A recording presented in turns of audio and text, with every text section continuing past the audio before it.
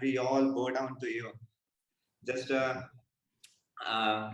very, very brief introduction of Maharaj. Maharaj left his home for in search of his own path at the age of 16. He met devotees and got initiated in 1971 by His Divine Grace A.C. Bhaktivedanta Swami Srila Prabhupada. And as a part of service, Maharaj translated books from English language to German language. Maharaj was born in Germany. Not only he translated the books, he distributed those books.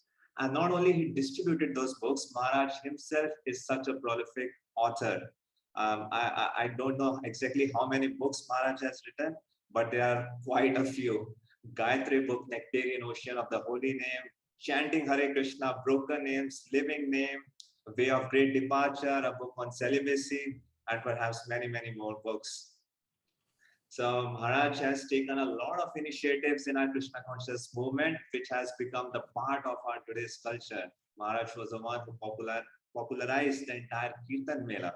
Maharaj started the Japa retreat and different workshops, which are the high point for many, many devotees in their entire years of spiritual life. So Maharaj is a very wonderful teacher, very wonderful Kirtaniya. Maharaj shares his own experiences, which Maharaj spends a regular time in Govardhan, perhaps not last year because of COVID, but Maharaj is, every time we see Maharaj in Govardhan retreat and Japa retreat, and it is such a pleasure and honor to have Maharaj with us. You know, many of the devotees share their experience that when they attend Kirtan led by Maharaj, they feel as if the waves of nectar and bliss are washing them. And I know at least 3 devotees in my vicinity whose lives have been truly transformed by Maharaj's book, especially the Living Name. And it is our great privilege and honor. Let us all welcome Maharaj, His Holiness Sacinandana Swami Maharaj ki Jai.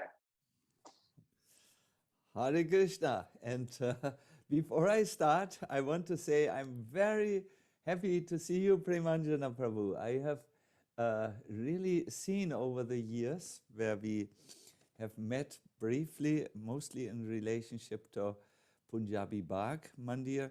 I have seen how you have really developed in your spiritual life. It is as if a flower opened from the bud to a fully blossomed flower. In particular,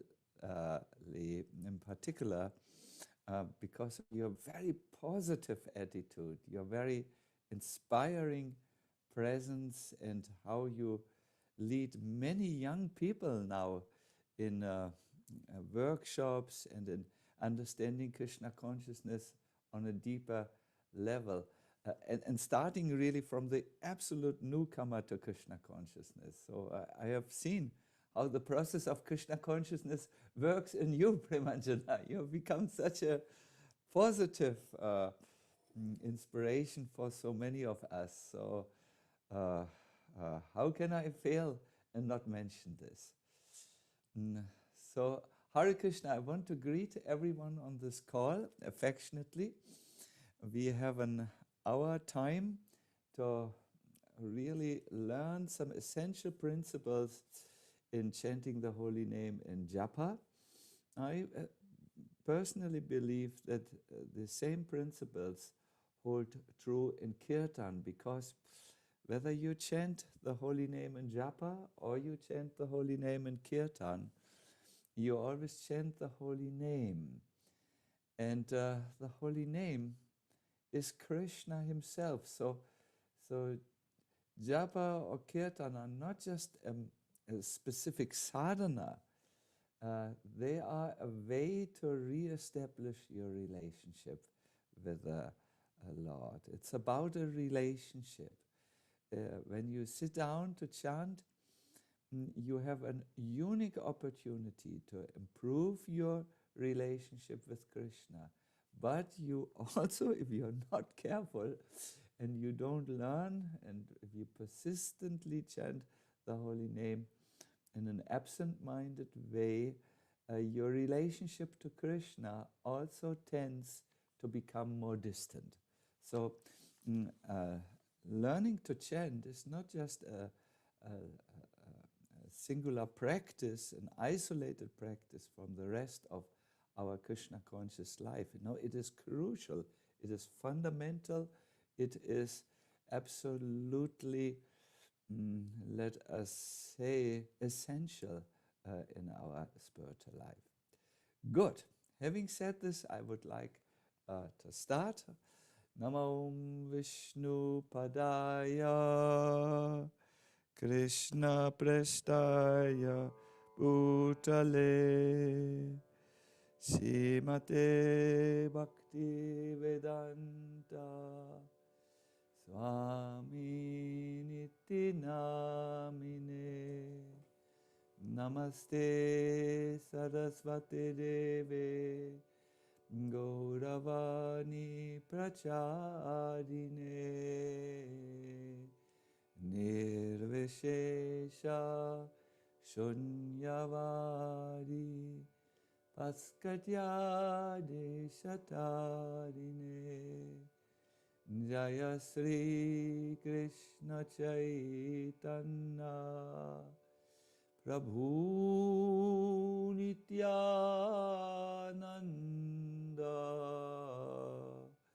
Shri Advaita Gadadhara Shivashadi Gaur Bhaktavrinda Hare Krishna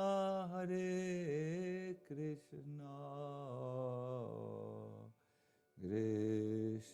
Krishna Hare Hare Hare Rama Hare Rama Rama Rama Hare Hare.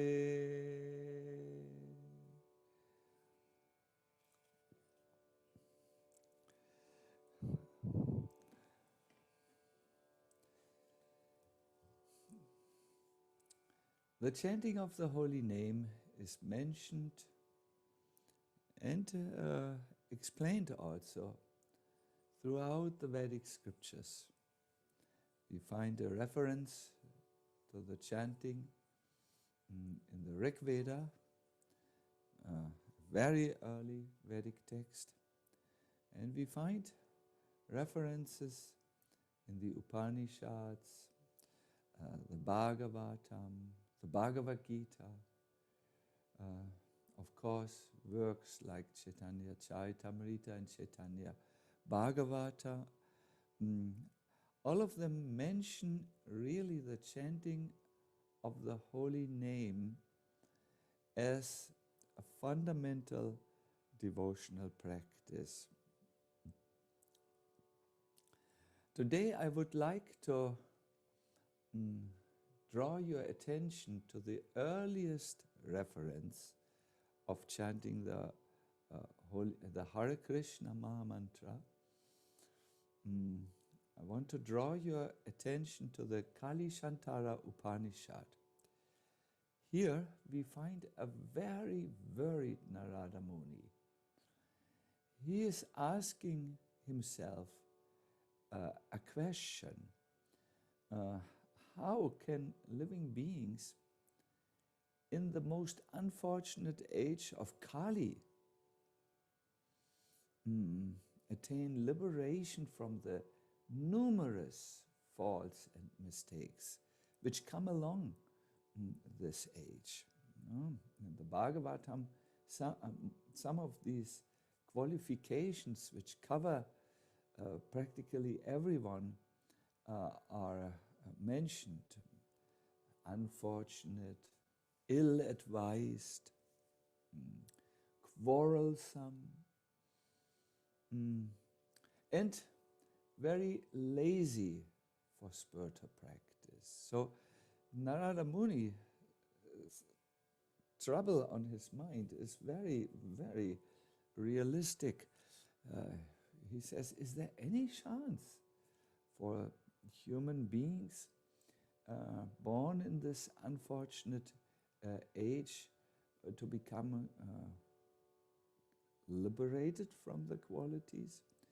And he decides there's only one person who is actually competent to answer his question.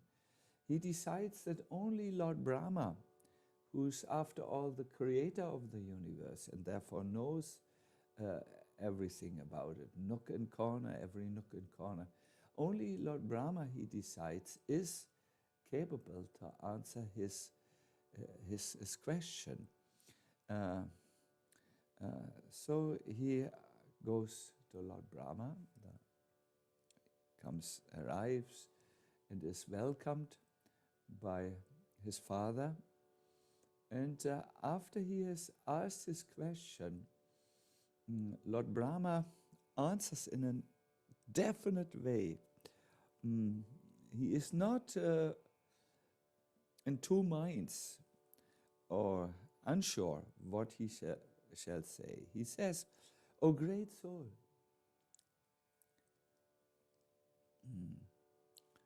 by chanting the names of the original person, people in the age of Kali can be liberated from the problems and also develop love of Godhead."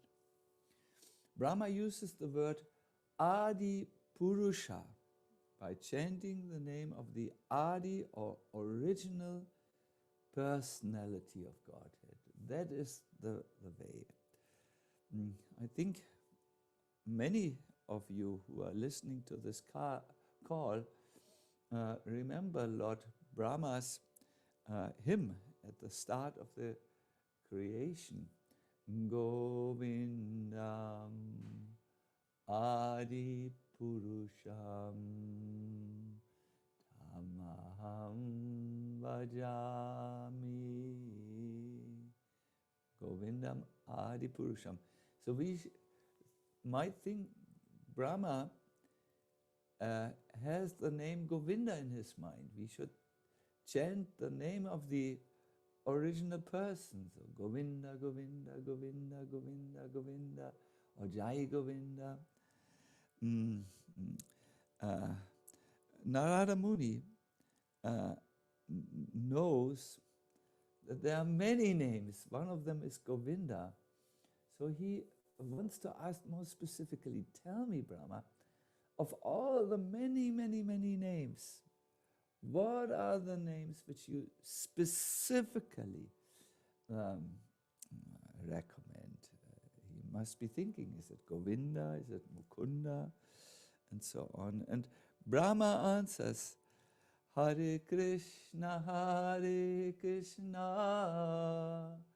Krishna Krishna, Hare Hare, Hare Rama, Hare Rama, Rama Rama, Hare Hare. I think he must have chosen another melody because that's a very recent melody. It comes from the 15th century.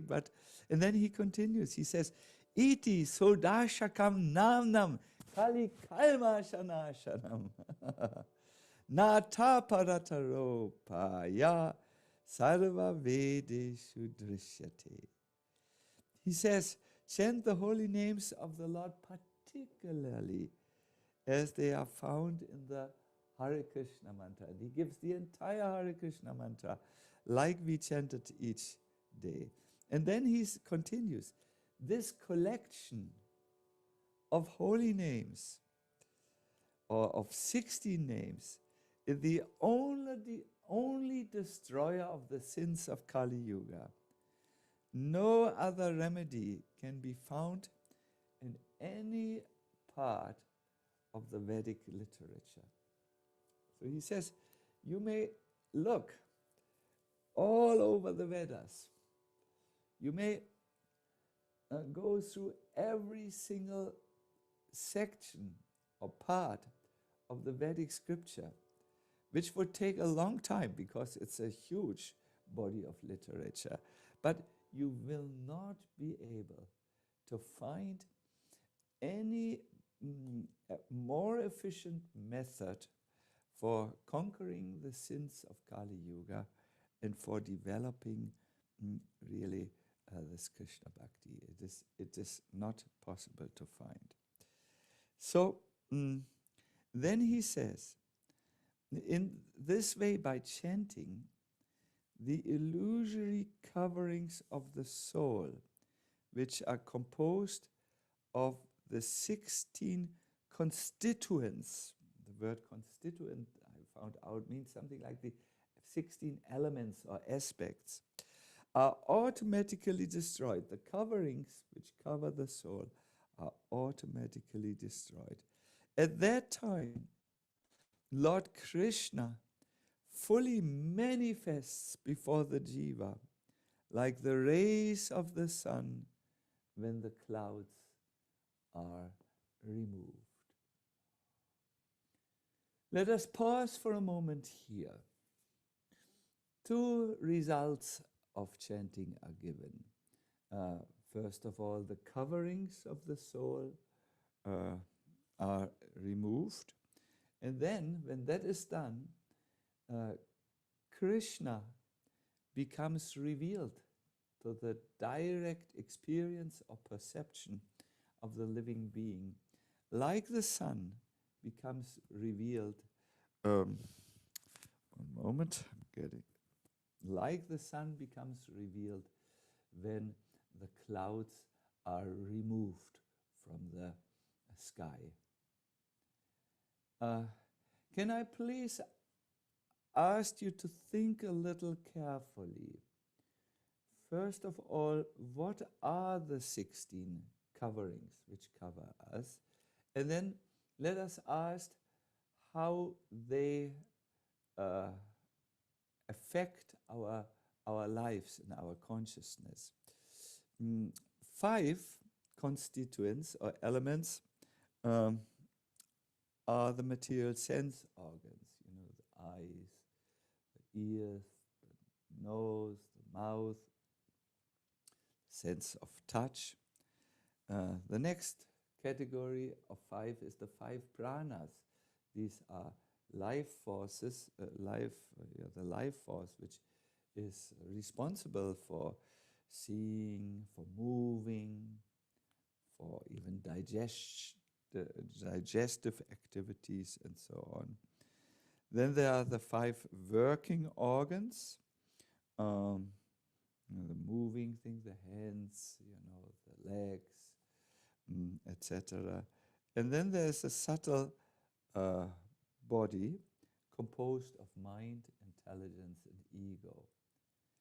These things which all of us have, some have them in a male edition, others have them in a female edition, are coverings of the soul.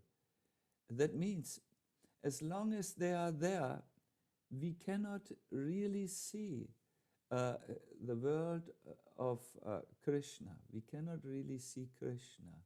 It's almost, I would like to give 2 examples, is if you go in the Swiss Alps and you move in a dangerous area where rocks are coming down in an avalanche and you get buried under the stones. There are stone avalanches, but there are also snow avalanches. You may say, Maharaj, I can see through my eyes, I can hear through my ears. I'm hearing and seeing you at the present moment in this online presentation. How can we, the Shastras say, we are covered by this? Well, you can see only material impressions. At the moment, you do not see Sacinandana Swami. You see only his covering, the body. You see not the real identity, you see the covering. I don't know whether but India is most advanced technically. There are these they look like glasses. You put them over the eyes and ears, and then you perceive a virtual reality. It's possible, for instance, to sit in Mumbai. I see two of our participants from Mumbai are here with us. You can sit in Mumbai when you put these virtual apparition, or these, how do you say this virtual glasses on. Then when you open your eyes, you see the Himalayan mountains with all its icy glaciers and so on, and you can hear the breezes or winds which are blowing through the mountains.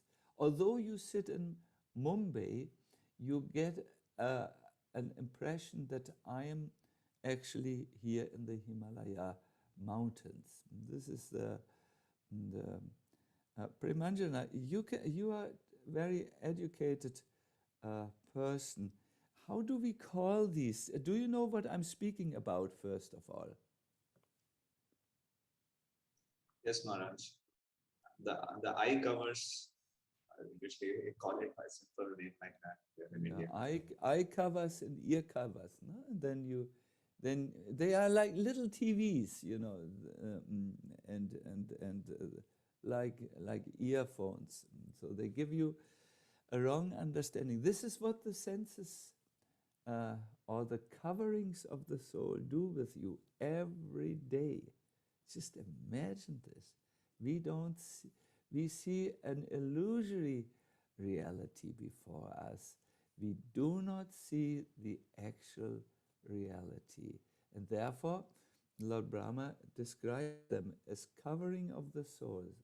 So when the Hare Krishna Mahamantra is intoned, that's what he says, then the illusory coverings of the soul are removed so that it is possible for you to see the real, the reality, which would mean you see the soul, you can perceive Krishna as clear as you perceive the sun upon the removal of the clouds.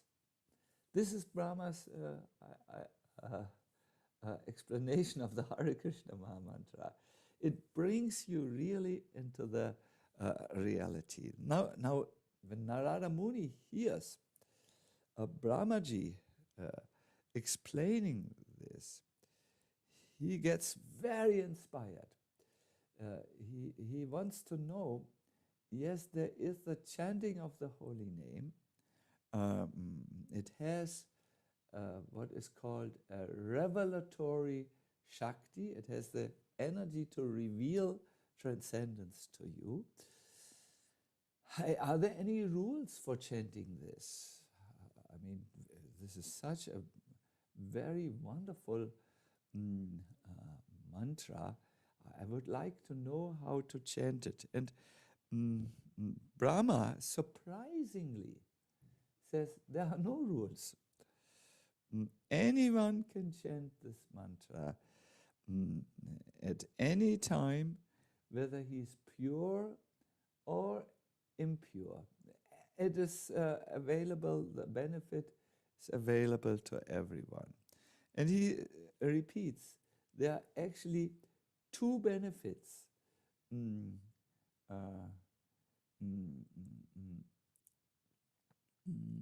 One is the primary benefit.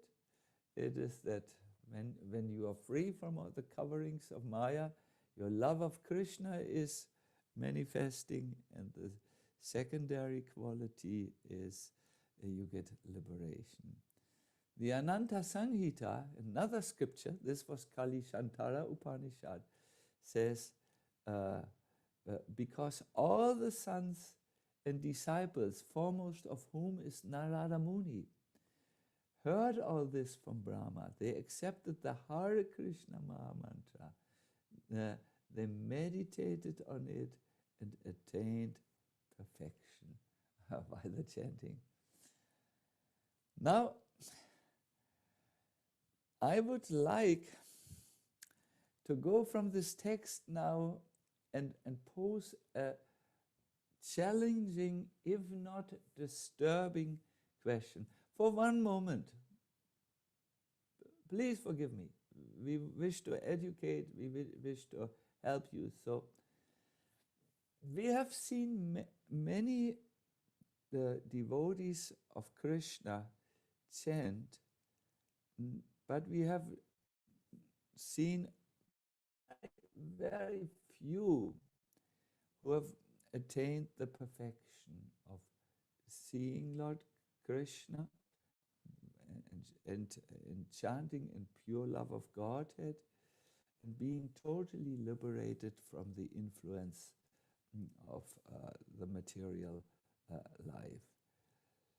And we have to ask the question, maybe the chanting is available for everyone, like it is said in this ancient text. And yes, it can be done at any place and at any time. But there must be some things which you must learn, which you must avoid. Because otherwise, whenever you would go into an ISKCON temple, there would never be any trouble. There would be no politics. There would be no misunderstanding. There would be no, you would only see the most ecstatic specimen of the enlightened souls. They would have a glow. They would sleep for 2 hours maybe, and not more. And in this way, it would be. So, is there anything which we should pay attention to? And yes, there is. But at the moment, I must say that there is a notice before me. You have been signed out because you are currently signed in on another device. Premanjana, please help us. Am I audible? Can everyone hear me? Or you're audible. This sign usually comes when someone else log in by the same account, but the session is fine and you can continue. You're audible and visible. I had a deep existential crisis at the moment, but it has been removed. Good. So, the Chaitanya Charitamrita helps devotees to understand how they have to chant. It says that if a devotee does not yet experience love of Godhead when he chants, it must be because he does offenses against the holy name. So when anyone on this call has not yet experienced the promises of Narada Muni from the Kali Shantara Upanishad, then they will have to investigate a little bit their lives and so on. I have given holy name retreats all over the world. We started first in Switzerland with them, and we then them in Germany, and afterwards in America, and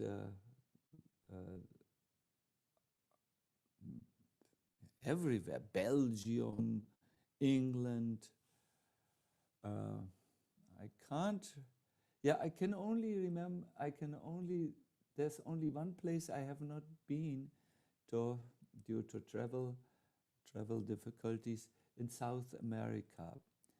And I have asked devotees, what is the one thing they struggle most with when they chant? And as I collected their answers and carefully analyzed them, I found that this is also with what I personally struggle the most. It is inattention while chanting, or a distracted mind which cannot focus as the chanting goes on. The Haridas Thakur has a discussion with Chaitanya Mahaprabhu about the chanting, and he says it's this pramada, he calls it, inattention, which is the root of all other offenses, all other difficulties. If you can be absorbed in the chanting of the holy name, then you don't experience any other difficulties. And if there are difficulties somewhere, they will be quickly removed by the power of the holy name. But if you chant and you are simply not present to the chanting, then it is not possible for you to experience the power of the holy name in fullness. So today in our little workshop, I would like to give you 3 powerful tools how you can chant with attention and in this way overcome this problem of inattention. Is this a good subject matter? Are you interested in this?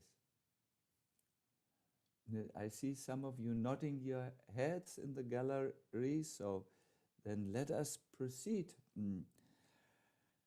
See, we as human beings have been given 3 endowments, or you could call them gifts, which we can utilize in our chanting. It's a body with a tongue and the ears. It is a mind which has the ability to focus and concentrate. And it is also a heart where our feelings, our emotions, our affections reside. I think you all know affections play a very important role in your life. When you like a certain preparation, you will eat this preparation. When you like certain people, devotees or other people, you will prefer to be with these people. When you like a certain book very much, you will find time to read it. But when you dislike a preparation, you will most probably not eat it unless there's really nothing else available than this preparation. When you dislike certain people, you will try to avoid their company and go into the company which you appreciate. When you dislike a certain book, like in the old, like for me, I cannot really relate to cooking books. You could have a whole library of cooking books in front of me. I would most probably not take out even one.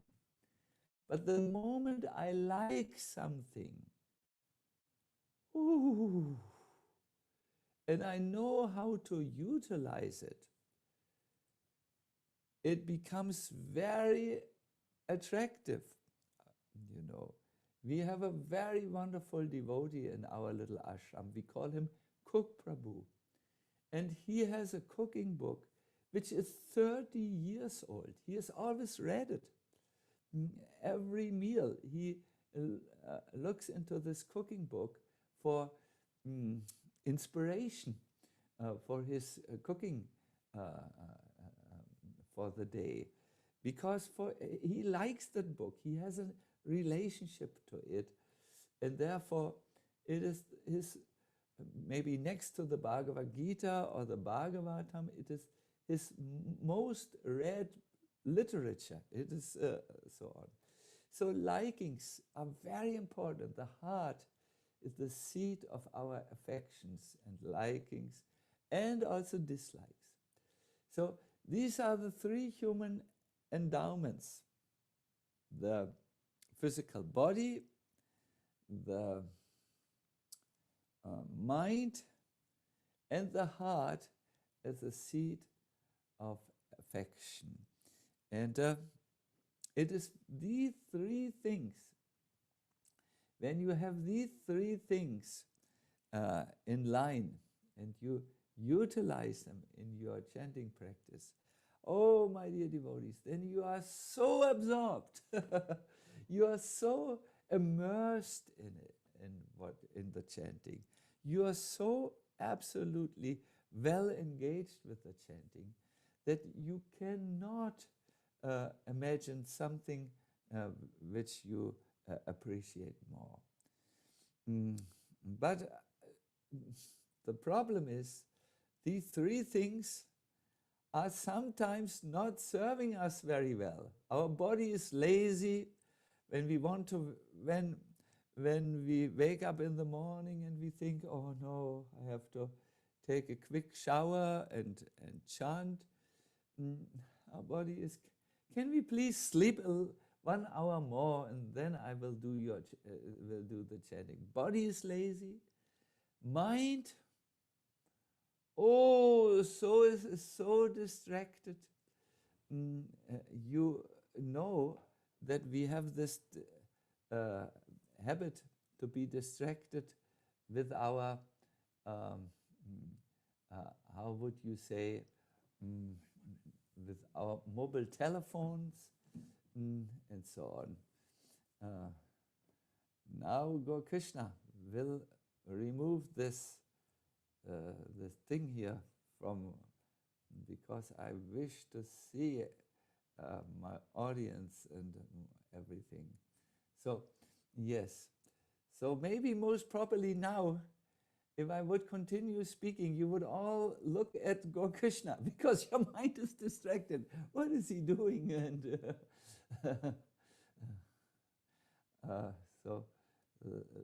And it's so easy to be distracted in our mind that even someone's arm tipping and correcting something can create a distraction. So we can then aha, he has solved it. I can show you ģoʟ Krishna, then that's ģoʟ Krishna. Hare Krishna. Can you hear me, can you hear us, Primanjana? Yes, Maharaj. Yeah. Very good, very good. We are operating here computer very expertly. Good. So the body is lazy, the mind is distracted, and in our heart, where the feelings should be for Krishna, our heart thinks, I really don't. You know, when I give international japa retreats, many participants come to me and they say, oh, Maharaji, I'm not able, I'm not chanting 16 rounds a day. I said, why not?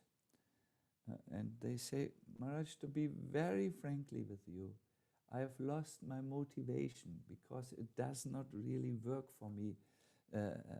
It's always a struggle. And then I say, just sit down. After 1 week of japa retreat, I hope it has changed for you. And in many cases, it's not because of me. It's when you are, if you want to change a bad habit, go to those people who don't have this habit, and then and who do what you are aspiring for in your life. Always, whenever you want something, go have association with the people who have what you wish, or who are living the way you wish to live. Then by their uplifting association, you are able to have this. So yes, if you want to chant with attention and absorption, you need to utilize the body by overcoming its laziness. You need to use your mind by overcoming its tendency towards distraction. And if you want to chant with transcendental absorption, you will also have to put your heart on the line. You have to become to utilize your heart and chant with your heart.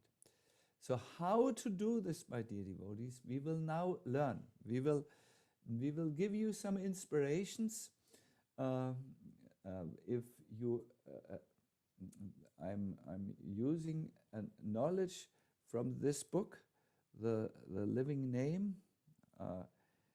It is available in India, but I suggest that you nevertheless make notes and then apply them when you are when you are chanting next time. So, okay, what do you do with the body? First of all, you sit properly. I highly, highly, highly recommend that you find in your apartment or your house or your room a place where you can be undisturbed, which is clean, which is tidy. Like Krishna's room is always a great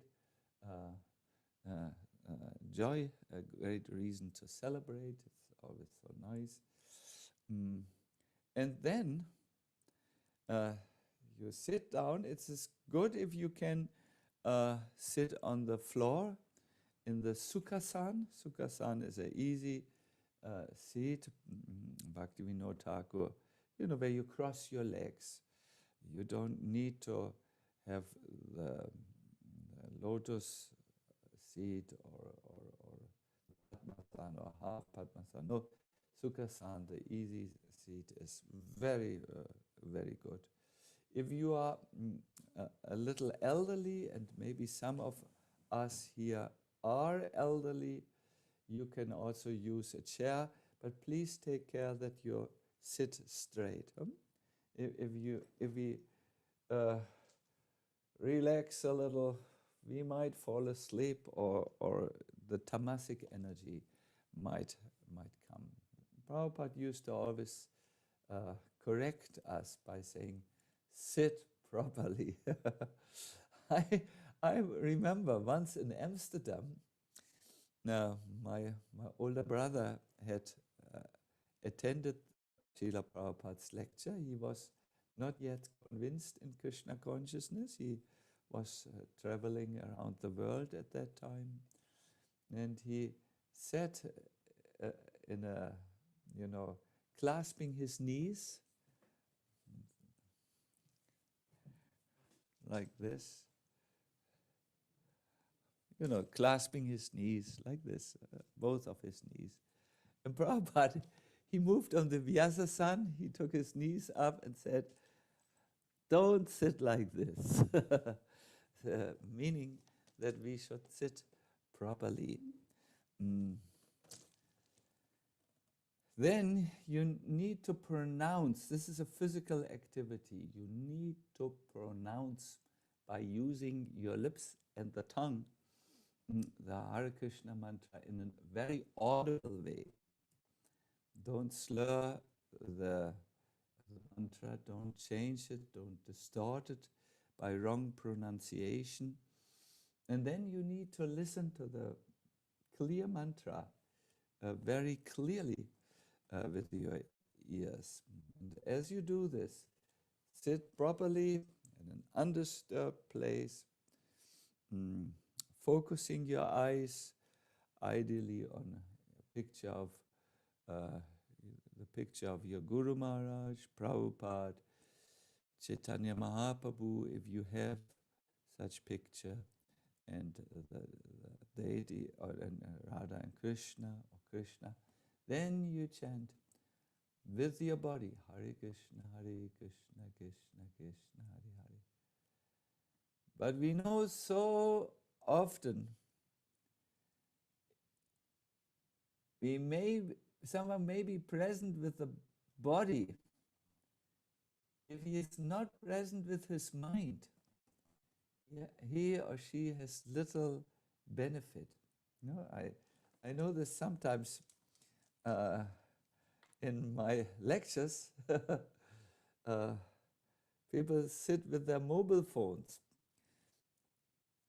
And I always notice those who sit in front, they make notes of the lecture, but those who sit in the back, they answer their many WhatsApp messages. And I know this because sometimes they go like, when they have when they have read a disturbing WhatsApp message. And these people, of the audience who does WhatsApp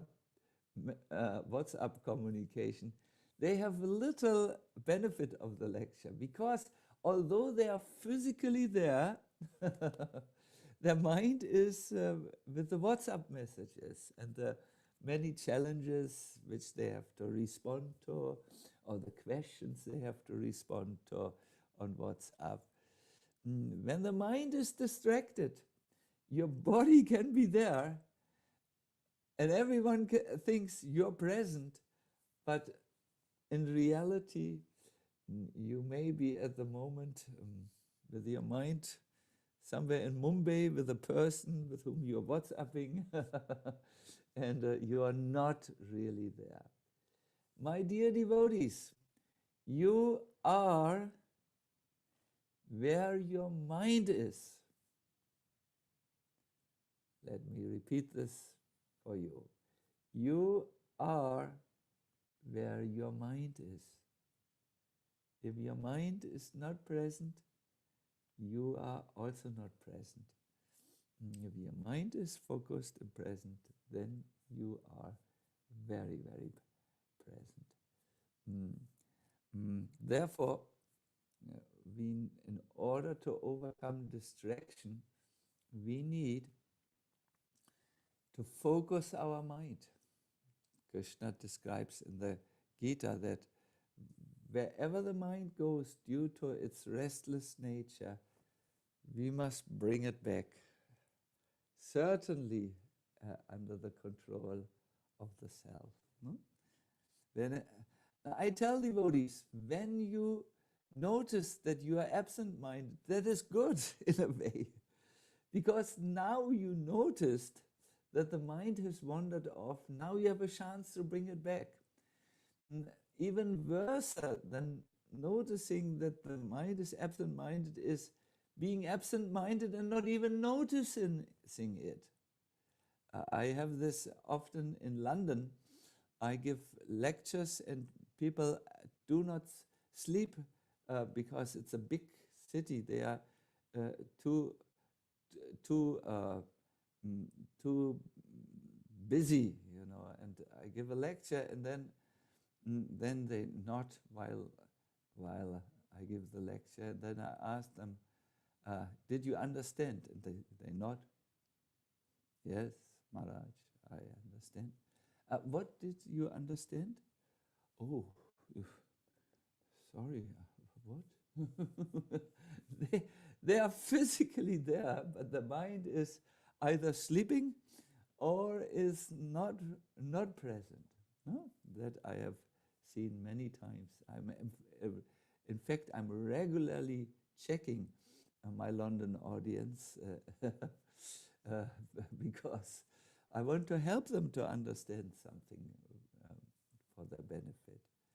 So the mind must be focused, and whenever you notice that it's going away, Bring it back. Don't be like the London people who don't even notice how their mind is gone. They are just not even seeing it, and therefore they have no possibility to bring it back. Then next is the heart. The heart can be aligned in prayer. You can pray to the holy name very nicely. You can pray, oh my dear Lord Krishna, Krishna Tomar Hana. I have been absent in our relationship for so many long years. Today I'm turning to you as your sincere and serious servant. Please accept me. That is possible. That you can do and have great result. My dear devotees, we have 10 minutes left on this call. I will request you now to take your bee back.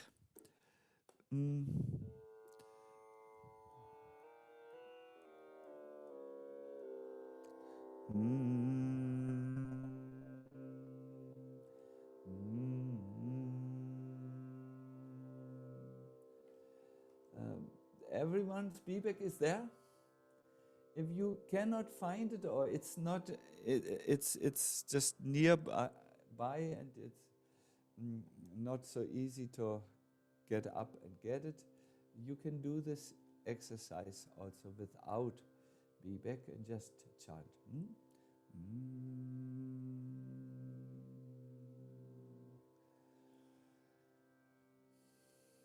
I want to request you to first of all sit properly, sit straight, and to chant in one voice. We will all chant together by taking special care that your pronunciation is good and that you hear very attentively the Maha Mantra. Please chant with me the Panchatattva Maha Mantra.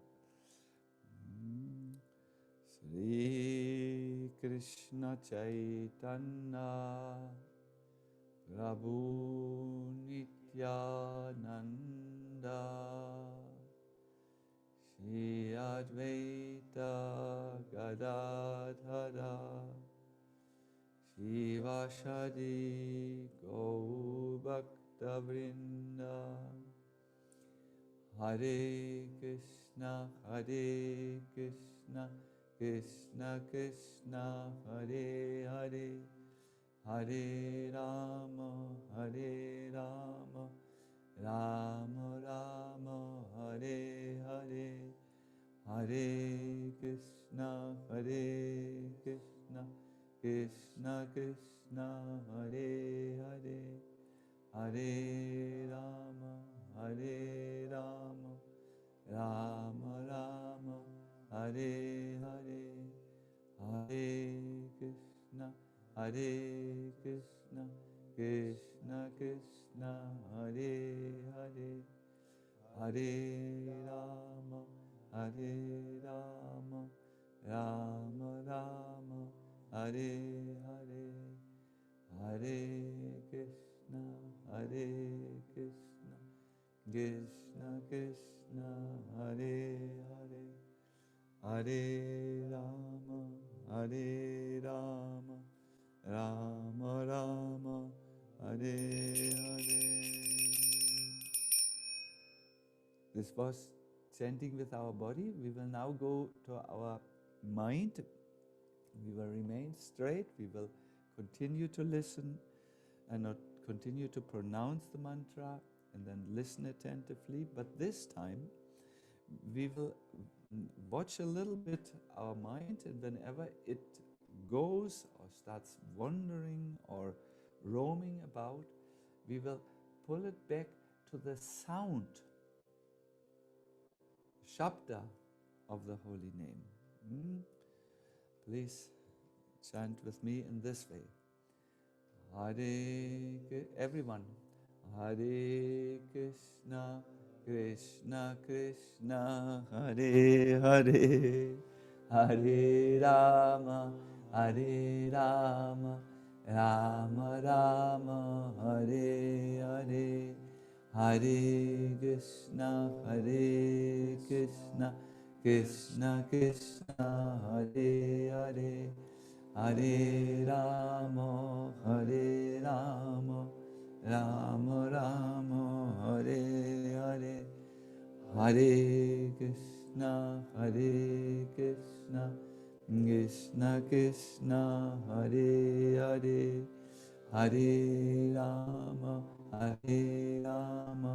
Rama Rama, Hare Hare, Hare Krishna, Krishna, Hare Hare, Hare Rama, Rama Rama, Hare Hare, Hare Krishna, Krishna Krishna, Hare Hare, Hare Rama,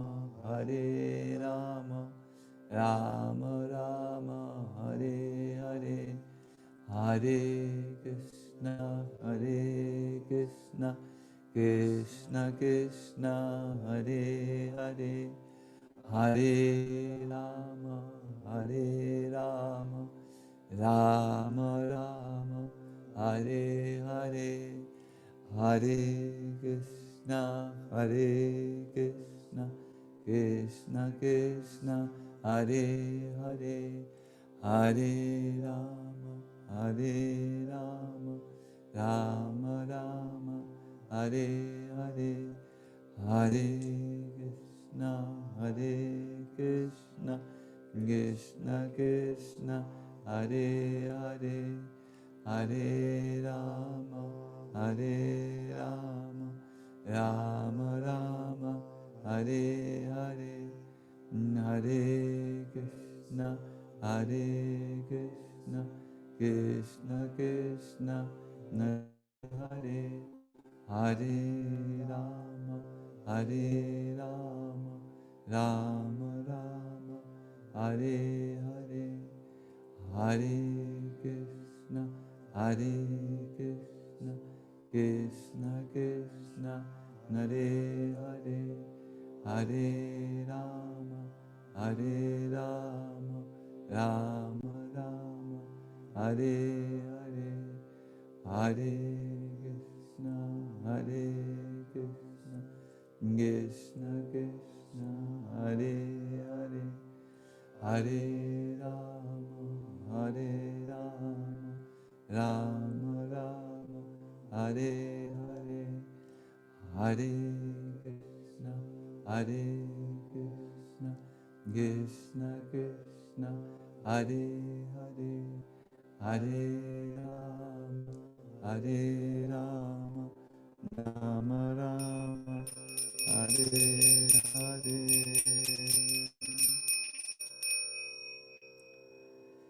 Now I request you to do all this physical presence by sitting properly, pronouncing and hearing properly, mental presence by being absolute present in the moment and pulling the mind always back to the sound, and also heart presence by chanting the holy name with this understanding, my Lord, I'm now addressing you. I was absent in my relationship, but I would like to now tell you, I'm turning to you sincerely. Please accept me. We will do this last part as a Kirtan for only like 3 or 4 minutes because time is running. Then I will just conclude. Hare Krishna, Hare Krishna,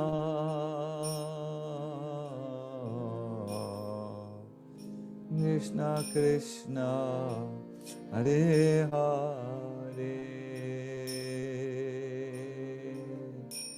Hare Rama, Hare Rama, Rama Rama, Hare Hare. Everybody please. Hare Krishna, Hare Krishna,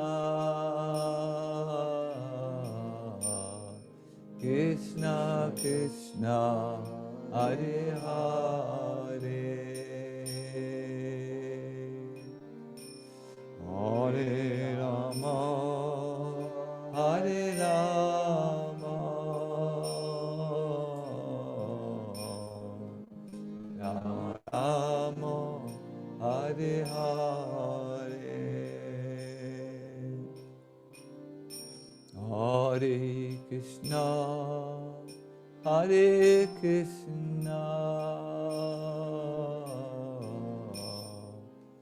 Krishna Krishna, Hare Hare,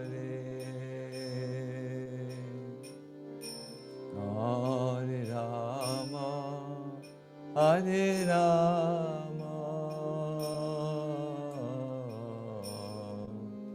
Rama Rama, Hare Hare, Hare Krishna, Hare Krishna, Krishna Krishna, Hare Hare, Hare Rama, Hare Rama, Rama Rama, Hare Hare, Hare Krishna, Hare Krishna,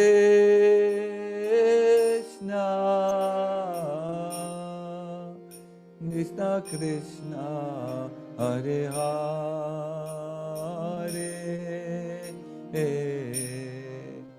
Hare Rama, Hare Rama,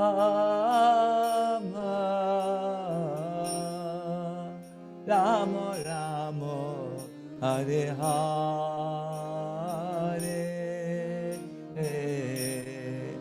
Hare Krishna, Hare Krishna,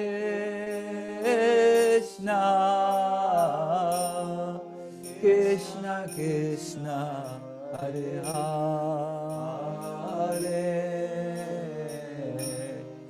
Hare Rama, Hare Rama,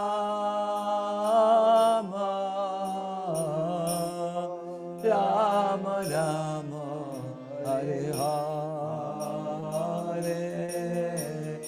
One more time, everybody. Krishna, Hare Krishna, Krishna Krishna, Hare Hare, Hare Rama, Hare Rama, Rama Rama, Hare Hare. Jaya Prabhupada, Prabhupada, Prabhupada, Sila Prabhupada, Prabhupada, Prabhupada, Prabhupada, Sila Prabhupada. Jaya Radha, Shama Sundar Radha, Shama Sundar Radha, Shama Sundar Shri Radhe. Tha Shama Sundar Radha, Shama Sundar Radha, Shama Sundar Shri Radhe. Go Premanandi, Hari Hari Haribo. So let us, with our body, with our mind and our hearts, full hearts, let us all thank Maharaj and express our gratitude by chanting Hare Krishna. So Maharaj, thank you so much. Maharaj elaborated on the realizations of Lord Brahma from all Vedic scriptures, sharing how chanting is the foundational practice of our spiritual life. And although there are no rules and regulations, yes, there are certain guidelines to receive maximum benefit. And Maharaj elaborated on the principles of body, mind, and heart, and how we can deepen our relationships with Holy Name. So let us all thank Maharaj. Thank you so much, Maharaj. It's association, you mentioned about association, how they impact our desire and empower us. And this is the purpose of this entire World Holy Name Festival, that we want to have, create that Sangha where people can come together and deepen their practice of chanting of the holy names. The most wonderful gift presented to us by Srila Prabhupada.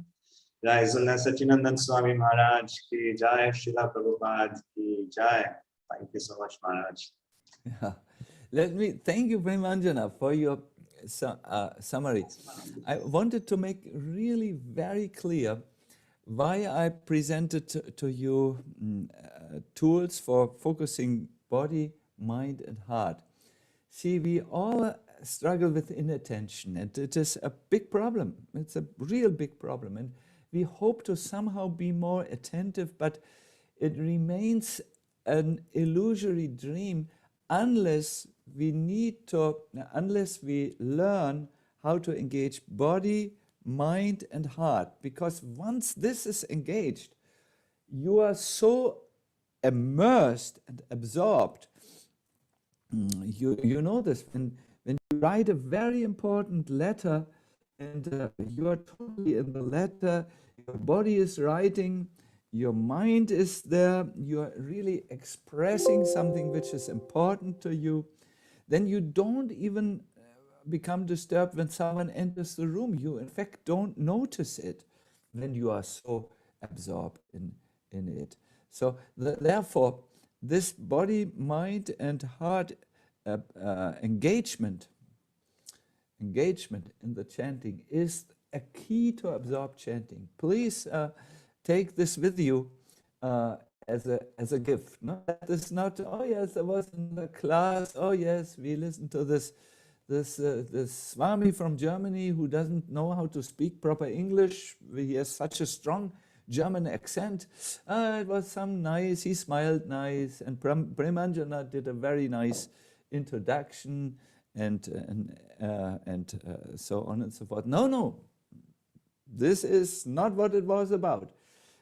We are expecting you from today to become good chanters of the holy name by engaging body, mind, and heart. It is a revolution in your chanting. That is expected. Do I say it properly, Premanjana?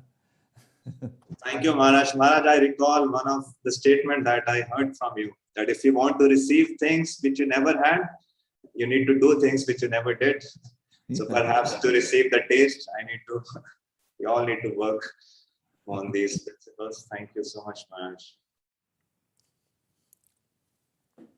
So now it's the time to move on to our next part of the program. The first part was about the Japa retreat, and the next part is about on the instructions of holy name by Srila Prabhupada himself.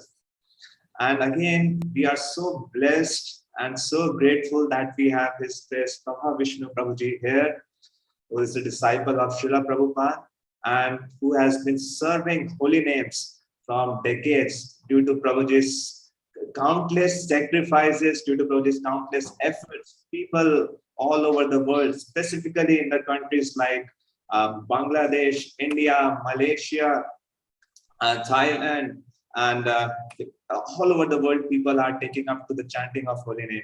So we are so grateful that Prabhuji is here. Let us all welcome Prabhuji, and we request Prabhuji to please enlighten us on ᴅᴇᴇᴘ.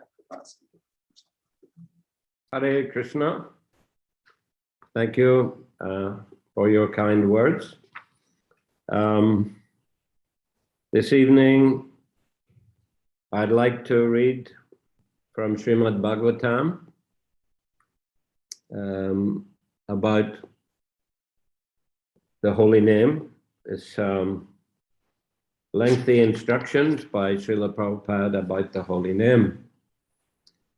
Om Namo Bhagavate Vasudevaya. Om Namo Bhagavate Vasudevaya. Om Namo Bhagavate Vasudevaya. Hare Krishna. So this is a verse from Canto 2, Chapter 1. This chapter is entitled The First Step in God Realization. This is Shloka number 11. Etan nirvidyamananam ichatam akuto bhayam yoginam ripanirnitam haranamanukirtanam.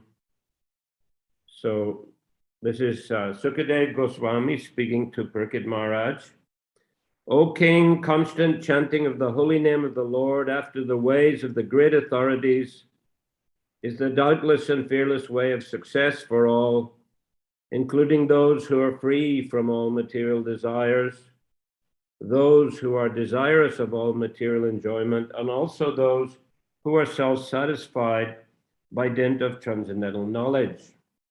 Purport: in the previous verse, the great necessity for attaining attachment to Mukunda has been accredited. There are different types of persons who desire to attain success in different varieties of pursuits. Generally, the persons are materialists who desire to enjoy the fullest extent of material gratification. Next to them are the transcendentalists who have attained perfect knowledge about the nature of material enjoyment and thus are aloof from such an illusory way of life. More or less, they are satisfied in themselves by self-realization. Above them are the devotees of the Lord, who neither aspire to enjoy the material world nor desire to get out of it. They are after the satisfaction of the Lord, Sri Krishna. In other words, the devotees of the Lord do not want anything on their personal account. If the Lord desires, the devotees can accept all sorts of material facilities. And if the Lord does not desire this, the devotees can leave aside all sorts of facilities, even up to the limit of salvation. Nor are they self-satisfied because they want the satisfaction of the Lord only. In this verse, Sri Sukadeva Goswami recommends the transcendental chanting of the holy name of the Lord. By offenseless chanting and hearing of the holy name of the Lord, one becomes acquainted with the transcendental form of the Lord, and then with the attributes of the Lord, and then with the transcendental nature of his pastimes, etc. Here it is mentioned that one should constantly chant the holy name of the Lord after hearing it from authorities. This means that hearing from the authorities is the first essential. Hearing of the holy name gradually promotes one to the stage of hearing about his form, about his attributes, his pastimes, and so on. And thus the necessity of the chanting of his glories develops successively. This process is recommended not only for the successful execution of devotional service, but also even for those who are materially attached. According to Sri Sukadeva Goswami, this way of attaining success is an established fact, concluded not only by him, but also by all other previous acharyas. Therefore, there is no need of further evidence. The process is recommended not only for the progressive students in different departments of ideological success, but also for those who are already successful in their achievement as fruitive workers, as philosophers, or as devotees of the Lord. Srila Jiva Goswami instructs that chanting of the holy name of the Lord should be loudly done, and it should be performed offenselessly as well, as recommended in the Padma Purana. One can deliver himself from the effects of all sins by surrendering himself unto the Lord. One could deliver himself from all offenses at the feet of the Lord by taking shelter of his holy name. But one cannot protect himself if one commits an offense at the feet of the holy name of the Lord. Such offenses are mentioned in the Padma Purana as being 10 in number. The first offense is to vilify the great devotees who have preached about the glories of the Lord. The second offense is to see the holy names of the Lord in terms of worldly distinction. The Lord is the proprietor of all the universes, and therefore he may be known in different places by different names, but that does not in any way qualify the fullness of the Lord. Any nomenclature which is meant for the Supreme Lord is as holy as the others, because they're all meant for the Lord. Such holy names are as powerful as the Lord, and there is no bar for anyone in any part of the creation to chant and glorify the Lord by the particular name of the Lord as it is locally understood. They are all auspicious, and one should not distinguish such names of the Lord as material commodities. Just on this point here, I remember once being in a darshan of Srila Prabhupada in Delhi. It would have been 1976. And there was a boy from Egypt present. And he asked Srila Prabhupada, is it okay for me to chant Allah on my beads? And Srila Prabhupada replied, yes. He said, it's all right. Allah is also a name of God. He said, but you also try to chant Hare Krishna. So, you know, he encouraged him to go on with his practice, since, as we read here, it's approved. But he also wanted to introduce him to the chanting of Hare Krishna. As mentioned in the Sikshastakam, there are, by Lord Chaitanya, Nam Nama Kori Bahudani Jasarva Saktis, Tatrapita Niyamita, Smaranena Kala, Itadrishi Tava Kripa Bhagavan Mamapi, Durdaiva Midrishami Hajani Nanuraga. So, oh my Lord, you have hundreds of millions of names like Krishna, Govinda, etc. And you have invested all your transcendental energies in your holy names. There are not even hard and fast rules for chanting the holy names. But he said, I'm so unfortunate, I have no attraction for them. Of course, he's taking the position of a jiva who's in the material world, who has very little attraction. We know Lord Chaitanya was always absorbed in chanting the holy names of Krishna. But anyhow, there are many names. And in particular, we know there are 1,000 names of Lord Vishnu.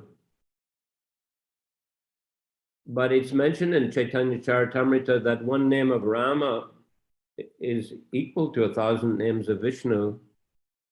And one name of Krishna is equal to 3 names of Rama. So Allah is, we could say, a secondary name of the Lord. There are primary names and secondary names. And secondary names are, you know, names that refer to the greatness of the Lord. Names like Bhagavan, Paramatma, and Allah can also be in such category. But Krishna, he prefers to be called by names which also glorify his devotees. So names like Devakinandan, Yasodanandan, Vasudev Nandanandan, these are, you know, Radharaman. These are names which also glorify his devotees. Krishna loves his devotees very much, and he likes to hear his devotees glorified.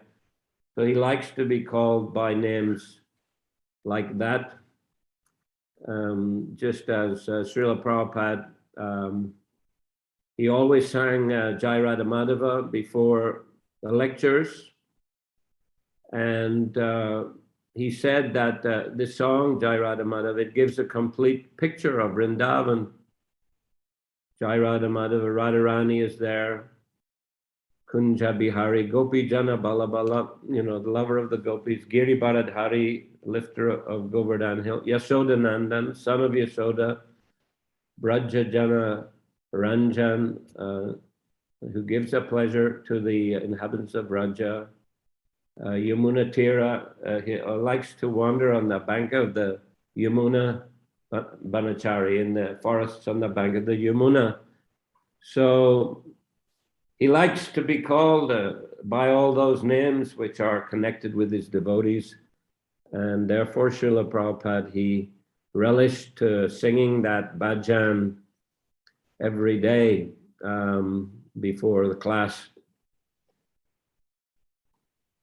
But Krishna, the name Krishna, of course, is the primary of all primary names, the all-attractive Lord, who also has a, blackish hue, or hue like a dark monsoon cloud. So Prabhupada, he wanted to encourage everyone to chant the Hare Krishna mantra, as it's the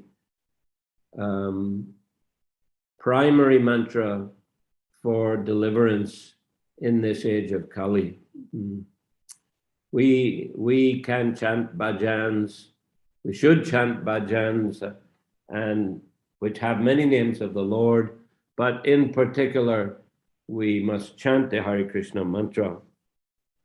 So continuing, the third offense is to neglect the orders of the authorized acharyas or spiritual masters. The fourth offense is to vilify scriptures of Vedic knowledge. The fifth offense is to define the holy name of the Lord in terms of one's mundane calculation. The holy name of the Lord is identical with the Lord himself, and one should understand the holy name of the Lord to be non-different from him. The sixth offense is to interpret the holy name. The Lord is not imaginary, nor is his holy name. There are persons with a poor fund of knowledge who think the Lord to be an imagination of the worshipper, and therefore think his holy name to be imaginary. Such a chanter of the holy name cannot achieve the desired success in the matter of chanting the holy name. The seventh offense is to commit sins intentionally on the strength of the holy name. In the scriptures, it is said that one can be liberated from the effects of all sinful actions simply by chanting the holy name of the Lord. One who takes advantage of this transcendental method and continues to commit sins on the expectation of neutralizing the effects of sins by chanting the holy name of the Lord is the greatest offender at the feet of the holy name. Such an offender cannot purify himself by any recommended method of purification. In other words, one may be a sinful man before chanting the holy name of the Lord, but after taking shelter in the holy name of the Lord and becoming immune, one should strictly restrain oneself from committing sinful acts with the hope that his method of chanting the holy name will give him protection. The eighth offense is to consider the holy name of the Lord and his chanting method to be equal to some material auspicious activity. There are various kinds of good works for material benefits, but the holy name and his chanting are not mere auspicious holy services. Undoubtedly, the holy name is holy service, but he should never be utilized for such purposes. Since the holy name and the Lord are one and the same identity, one should not try to bring the holy name into the service of mankind. The idea is that the Supreme Lord is the supreme enjoyer. He is no one's servant or order supplier. Similarly, since the holy name of the Lord is identical with the Lord, one should not try to utilize the holy name for one's personal service. The ninth offense is to instruct those who are not interested in chanting the holy name of the Lord about the transcendental nature of the holy name.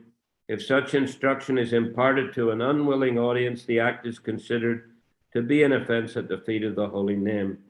The 10th offense is to become uninterested in the holy name of the Lord, even after hearing of the transcendental nature of the holy name. The effect of chanting the holy name of the Lord is perceived by the chanter as liberation from the conception of false egoism. False egoism is exhibited by thinking oneself to be the enjoyer of the world and thinking everything in the world to be meant for the enjoyment of oneself only. The whole materialistic world is moving under such false egoism of I and mine, but the factual effect of chanting the holy name is to become free from such misconceptions. So that's a lengthy purport there, but many important instructions from Srila Prabhupada about the holy name of the Lord. Again, I'm reading the verse. Etan nirvidyamananam ichatam akato bhayam yoginang nripanir nitam harinam anukirtanam. Sukadeva Goswami said, O king, constant chanting of the holy name of the Lord after the ways of the great authorities is the doubtless and fearless way of success for all, including those who are free from all material desires, those who are desirous of all material enjoyment, and also those who are satisfied by dint of transcendental knowledge. So it's the chanting of the holy name is therefore recommended for everyone. Just like we also find the verse in the Bhagavatam, akama sarvakama va moksha kama udara ditivrena bhakti yogina yajeta purasam param. That one who has got a broader intelligence should worship the Lord. Whether one is free of material desires, one is full of material desires, or one is desirous of liberation. So that's a roughly equivalent of these three categories mentioned here also. Persons who are free from material desires and full of material desires and desire liberation. So the karmis are full of material desires.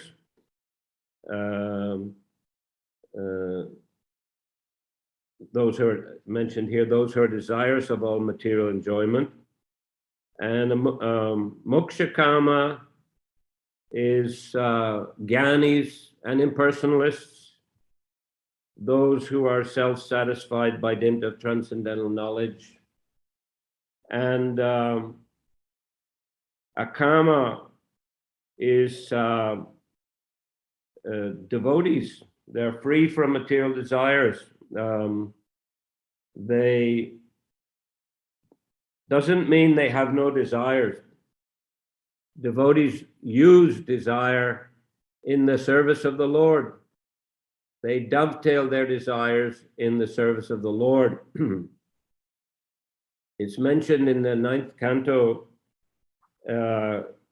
in relation to Ambarish Maharaj that it's a verse, 3 verses there which explain how he engaged his mind and all his senses in the service of the Lord.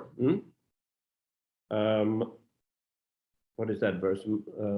Savaimana Krishna Padaravindayo, or a famous sequence of 3 verses. In the last of the verses, Kamam Tadasye Natukama Kamyaya Yad Uttama Shloka Janashraya Rati, that he engaged his desires in satisfying the desires of the Lord. We all have desire. We can't stop desire. Although the impersonalists are that is their proposed solution to the entanglement of karma on the cycle of birth and death. That we are acting because of desire. So that action creates karma, and that binds us up in samsara. But if we stop acting, we have to stop desiring in order to stop acting. So they're retiring to Himalayas or wherever, living in a cave, trying to meditate, trying to stop desiring and stop acting. But Prabhupada says, usually they can't sustain it permanently. because they have desires, then they come back to cities like Calcutta or Delhi, wherever, and they engage in welfare work. They use their desires in a mode of goodness way, but that keeps them bound up in the cycle of birth and death, although it's fairly pious.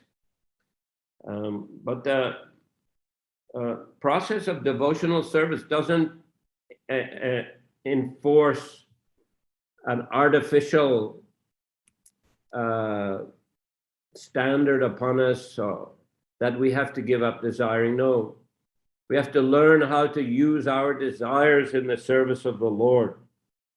So Prabhupada's saying here that the devotees, if the Lord desires, the devotees can accept all sorts of material facilities, and if the Lord does not desire this, the devotees can leave aside all sorts of facilities, even up to the limit of salvation. Nor are they self-satisfied, because they want the satisfaction of the Lord only. So the way to satisfy the Lord, ɪṛᴛᴏ Goswami is recommending the transcendental chanting of the holy names of the Lord.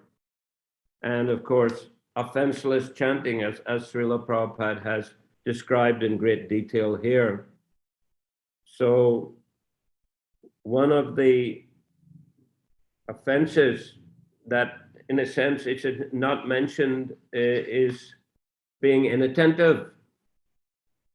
So I didn't hear all of Maharaj's lecture there, but he was stressing at the end how we have to be very attentive, very present while chanting, giving full attention and with the mind and the body. And then he mentioned also the heart, that there has to be that, we have to try to develop that bhakti towards Krishna and towards Krishna's holy name. So he's given some techniques. He's well known for helping devotees to improve their chanting, which is a great contribution to the International Society for Krishna Consciousness. If we're not attentive, and if we don't chant enough, then all kinds of other desires will creep into our consciousness, our mind, and we will act on those desires and we'll be distracted. And we may even get into undesirable activities or quarreling with devotees. Once there was some difference of opinion among devotees in London. It's a long time ago. And it was reported to Prabhupada, and he said they're not doing enough kirtan.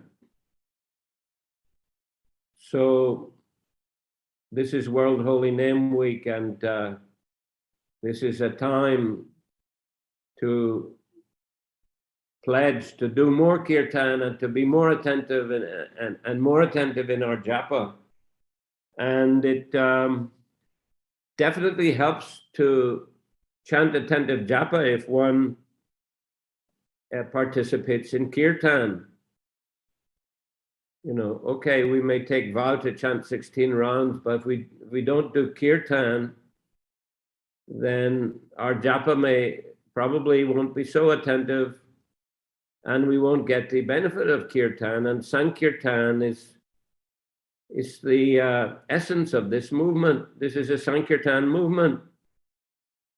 So Prabhupada gave a lot of stress to kirtan, and he loved to chant kirtan, and he chanted kirtan every day. I mean, he would chant Jai Radha Madhava, but I remember he would, after Jai Radha Madhava, he would go on chanting kirtan. We had good fortune to be present in many lectures in London and India. And Prabhupada, you know, he was absorbed in chanting Jai Radha Madhava, and he went on chanting Hare Krishna mantra for quite a while. So he showed the example to the devotees. And we must make sure that we do kirtan on a daily basis. It's easier in many ways to be attentive in kirtan, attentive to the holy name, because we're chanting loudly, and there are many devotees or several devotees chanting together, and it really focuses our attention on Krishna and on the deities.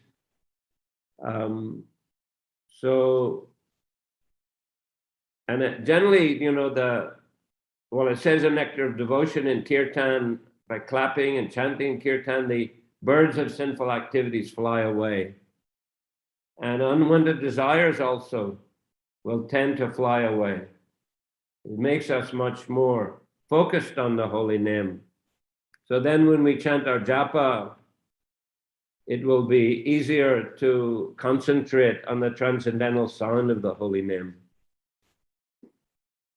So this chanting of Hare Krishna mantra, it's a central activity in a devotee's life.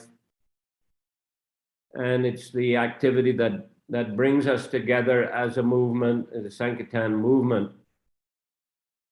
So let's take this pledge and resolve to chant more kirtan, chant more japa, and to be more and more attentive in that chanting of the holy names. And that will give us more and more strength. And the point that Maharaj was making about, putting one's heart into it is a very good point. Bhakti means love, devotion. It means putting one's heart and soul into the activities that we do as devotees. So from good chanting and heartfelt chanting, then we'll also be able to put our heart into the service that we perform, put our heart into maintaining and developing good Krishna conscious relationships with other devotees. This will give us strength, it will give us protection from the influence of Maya, and will help us to make rapid progress on the path to Krishna, the path to Krishna Prema, love of Krishna. Of course, going back to Godhead is a goal of devotees, but even more important is developing love of Krishna. There's a nice story in the Chaitanya Charitamrita about Haridas Thakur.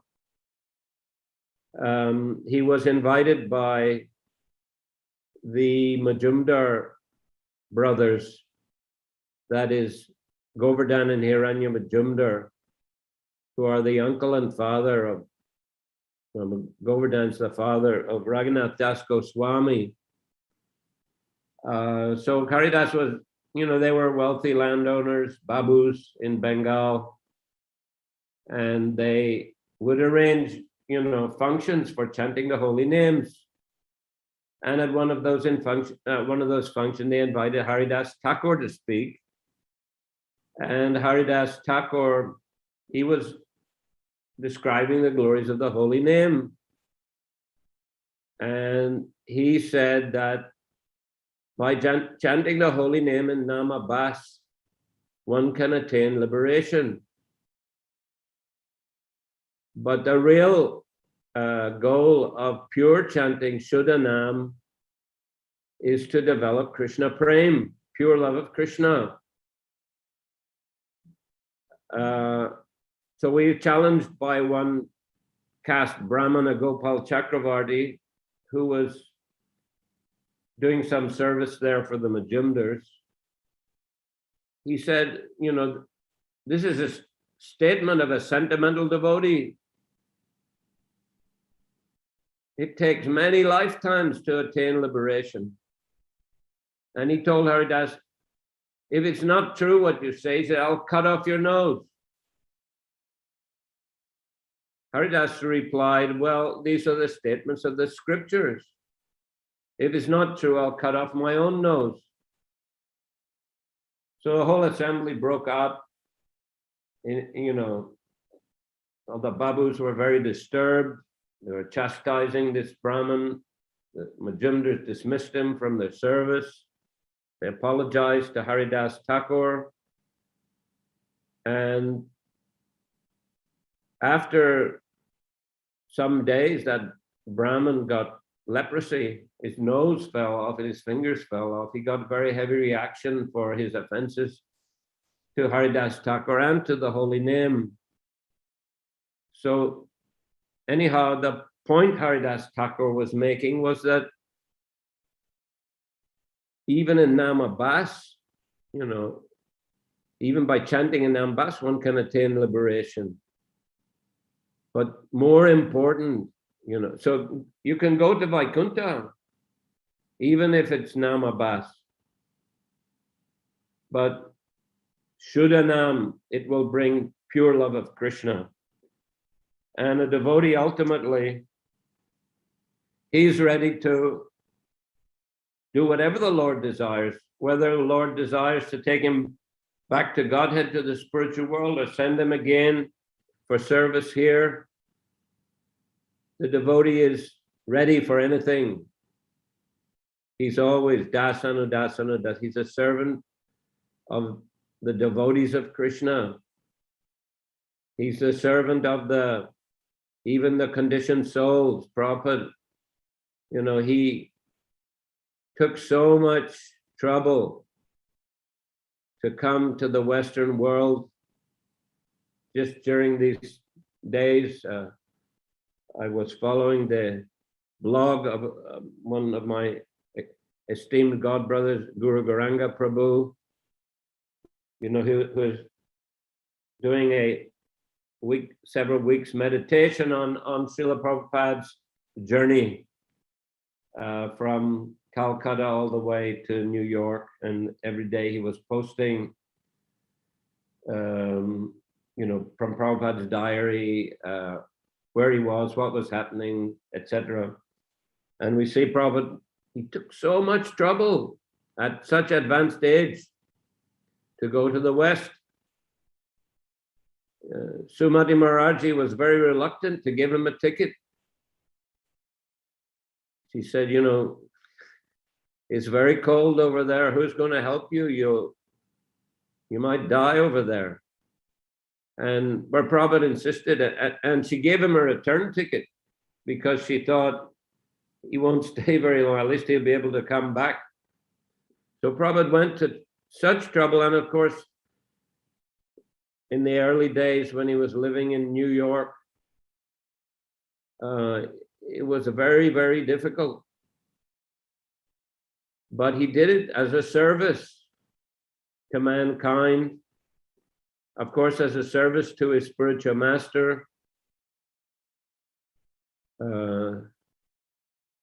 There's a nice excerpt I read in a book by one of my god sisters. It's called Our Srila Prabhupada, Mula Prakriti Mataji. She compiled that book, describes how one of Prabhupada's godbrothers, Nayanananda Das Babaji, he was a pujari at Champahata, which is on the Navadvip Mandal Parikrama route. And he describes the Parikram party with Srila Bhaktisiddhanta Saraswati Thakur came there, and so there were thousands of tents and thousands of devotees.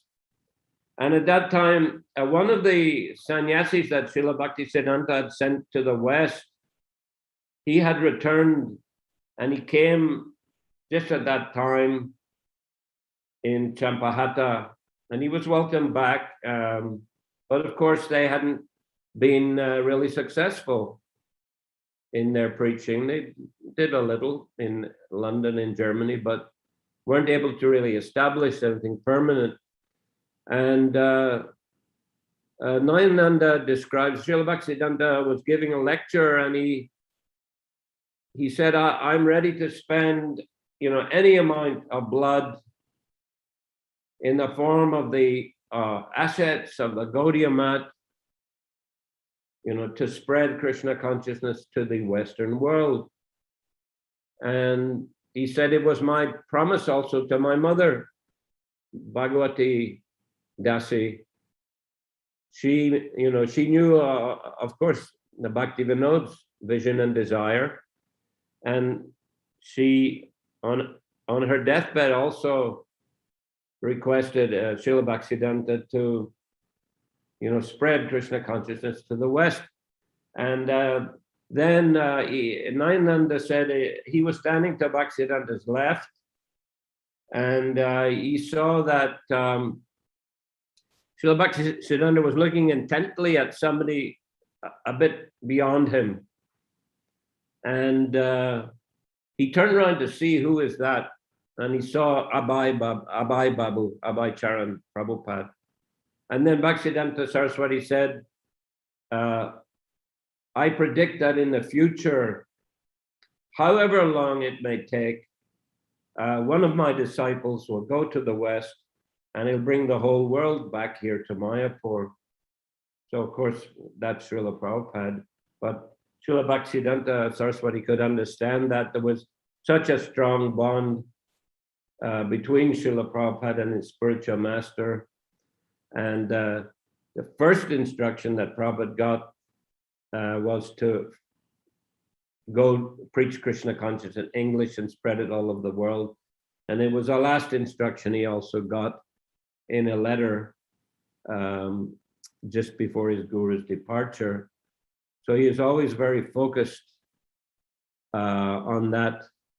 I remember once in London, in the Manor, Prabhupada, he was sitting very humbly behind his desk, and he said, I have no qualification. He said, my only qualification is that I tried to carry out the orders of my spiritual master. So he was a very dedicated servant to his spiritual master, and a very dedicated servant to humanity, and a very dedicated servant also to ISKCON, his society, and to his disciples also.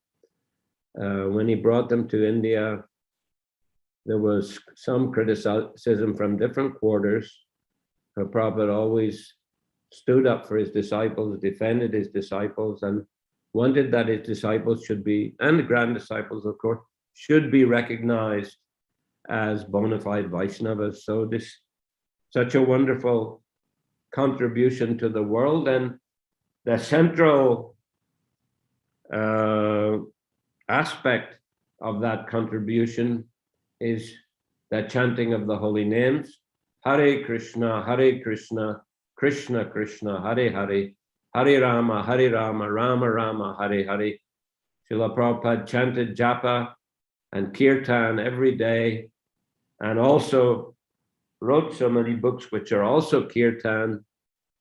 And he instilled in his disciples and followers the importance of chanting the holy names. So let us be dedicated and determined and focused in chanting the holy names of the Lord as a service to Srila Prabhupada and to humanity. So Hare Krishna. Thank you. Thank you so much, Prabhavishnu Prabhuji, for elaborating the glories of holy names, especially from Srimad Bhagavatam, from your personal life, and so many anecdotes of Srila Prabhupada.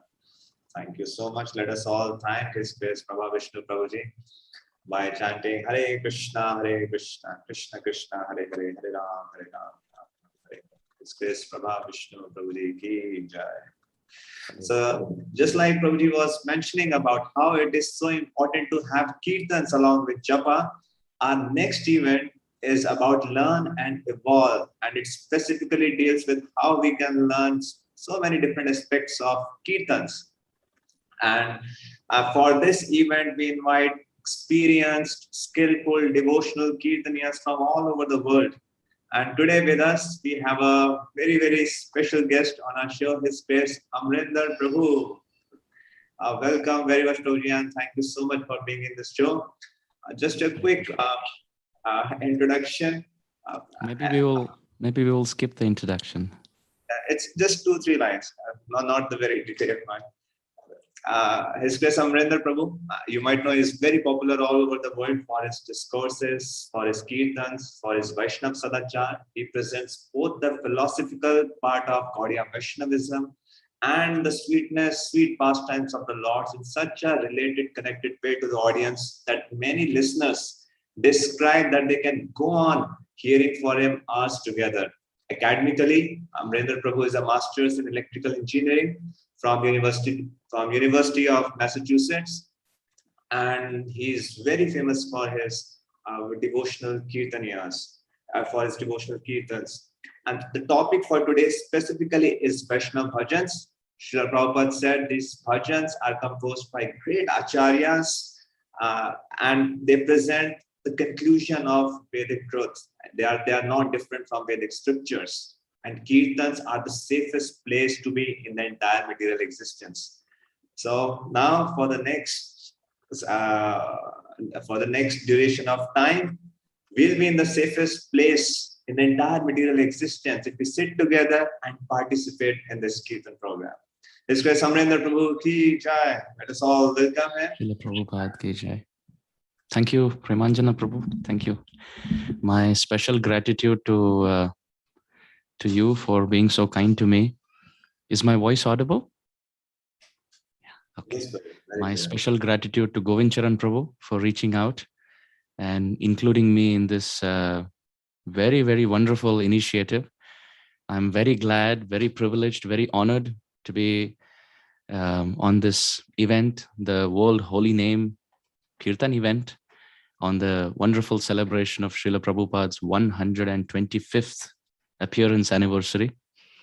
And alongside such amazing, illustrious, exalted, experienced, devotionally surcharged superiors, I am finding myself to be a very small, insignificant squirrel or a sparrow. But I think in every Ram's army, you have the Hanumans, and then you also have those small squirrels who push the sand. That's all that they can do. Or the small sparrows who push the sand into the ocean. They can't lift any pebble. They can't lift any mountains for the building of the bridge on the ocean. But they try to do something. They roll on the dust and try to throw some sand into the ocean. So I think this event is like building the bridge on the ocean of material existence. Not with the stones, but with the holy name. And all the senior Vaishnavas, they are like Hanuman individually. In Ram's army, there was one Hanuman, but here there are so many Hanumans. And I am that small sparrow. I will try my very little effort in this endeavor. I hope all of you will accept whatever I'm trying to offer. I want to give a disclaimer. I am not any kirtankar.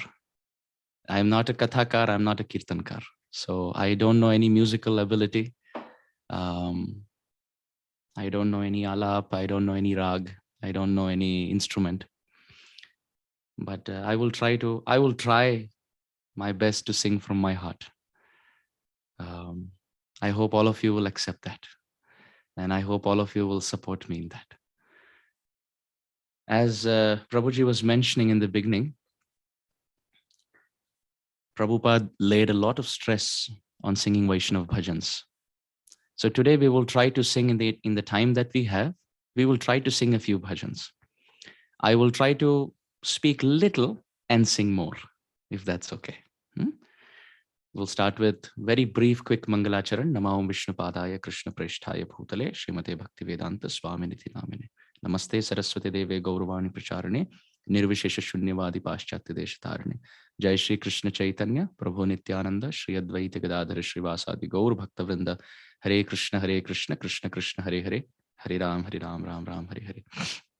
His Grace Prabhavishnu Prabhu has already surcharged the environment with Hari Katha, and His Holiness Sacinandana Maharaj and His Holiness Lokanath Maharaj. They're all there on the podium of the Kirtan and the Katha festival.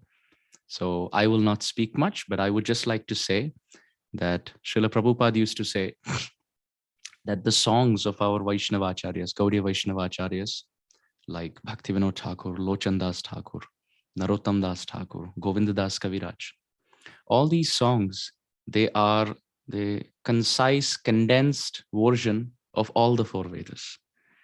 All the four Vedas, they conclude ultimately in Srimad, or they meet in the Srimad Bhagavatam, Sarva Vedanta Saramhi. And Srimad Bhagavatam concludes with devotion and chanting the holy name. And all the Vaishnavacharyas, they take it up from there, and all their bhajans are filled with humility on this extent and Krishna Prem on that extent. So either they are dancing on this level that tears are pouring from their eyes and bodies being drenched with tears, or hair is standing on end, crying out, horripilating, oh Radha, oh Krishna, either there, or they're crying that my life has become wasted. I wish I had used my life better. And between these two spectrums is the whole spectrum of Vedic knowledge. So Srila Prabhupada used to say that if we can sing Vaishnav bhajans, understand the meaning, and feel it with all our heart, that's all that we have to do. Srila Prabhupada was so busy in building temples, writing books, meeting, preaching, initiating. But amidst all that, he also took time to record Gauranga Bolite Have and Vande Rupa Sanatana Raghu Yugo. All of these recordings, because Prabhupada wanted us to sing them.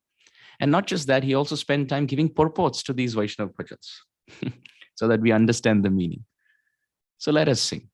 We will start with a very wonderful bhajan by Bhaktivinoda Thakur, and that has a systematic collection of different names of Krishna put together. And we will sing it in the Mangalarti melody. So it's easy. Everyone knows that melody.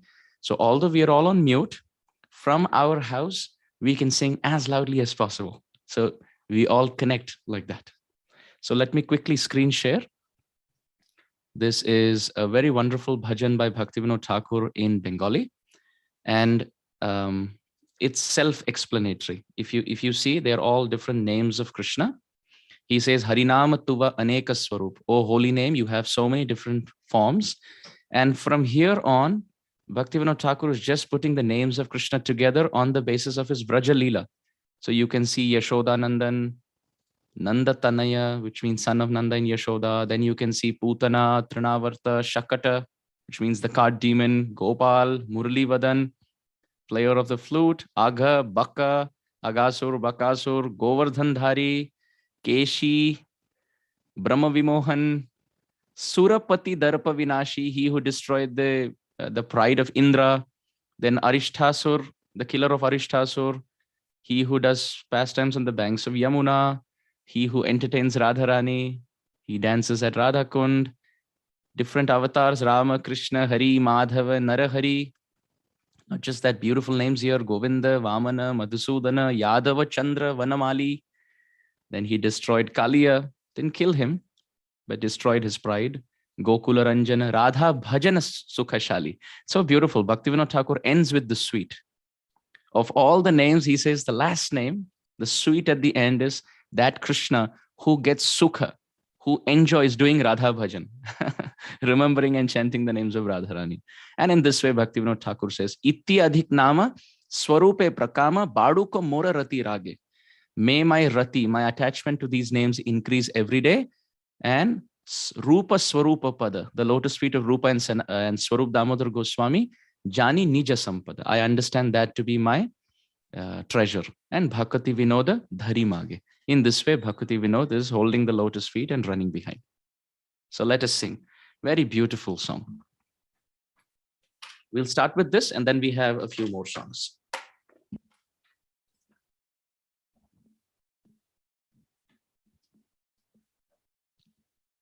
Hari Nama Tova Aneka Swarupa Hare Nama Tova Aneka Swarupa Yashodanandana Anandavardhana Yashodanandana Anandavardhana Nandatanaya Rasakupa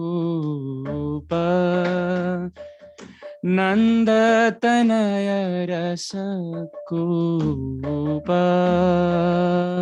Hare Nama Tova Aneka Swarupa Hari Nama Tova Aneka Swarupa Yashodanandana Anandavardhana Nandatanaya Rasakupa Putana Ghatana Trinavartahana Shakata Bhanjana Gopala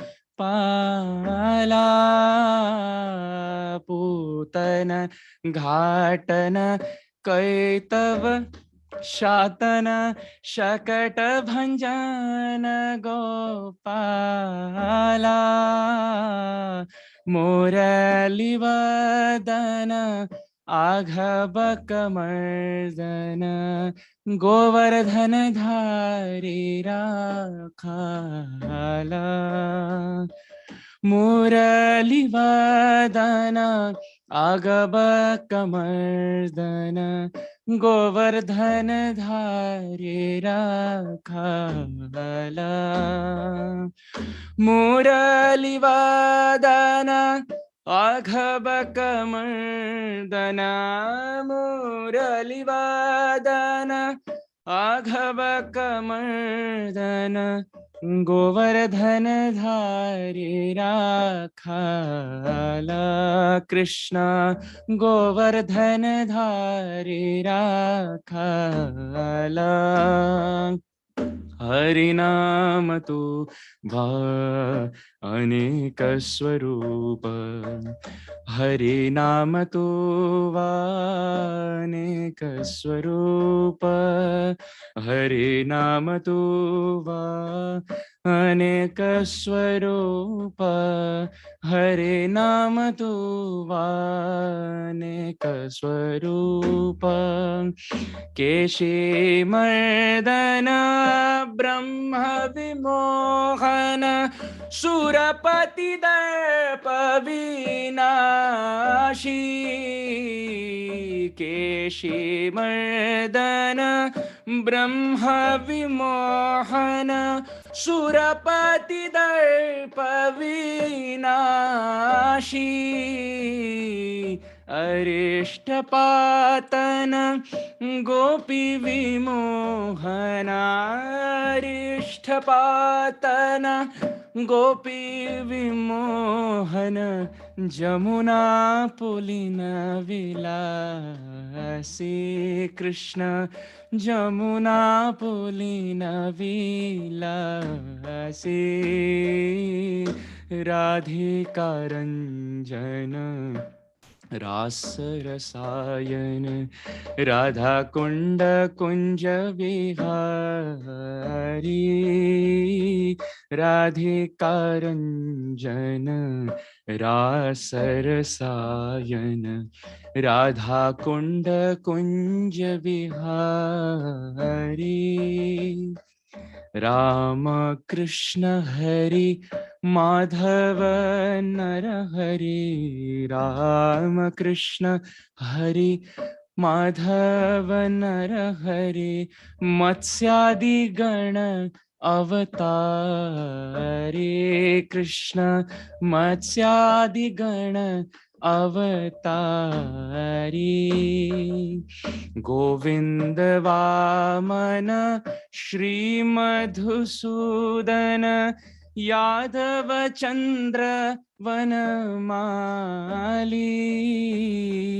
Govind Vaman Shri Madhusudan Yadav चंद्र वनमाली।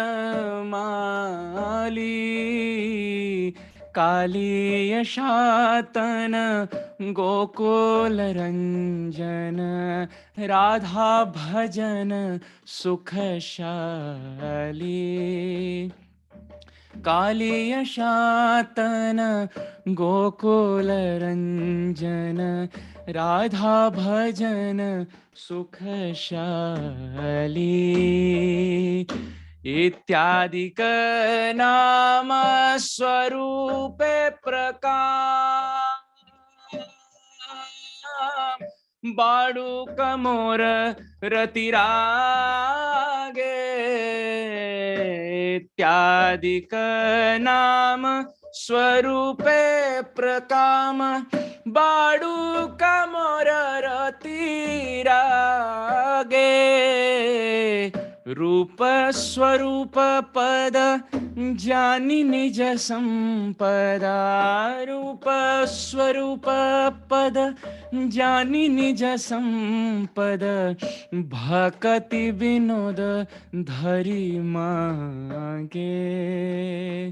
रूप स्वरूप पद जानी निज संपद भक्ति विनोद धरि मांगे। भक्ति विनोद धरि मांगे। विनोद सेवक धरि मांगे। हरि नाम तो अनेक स्वरूप।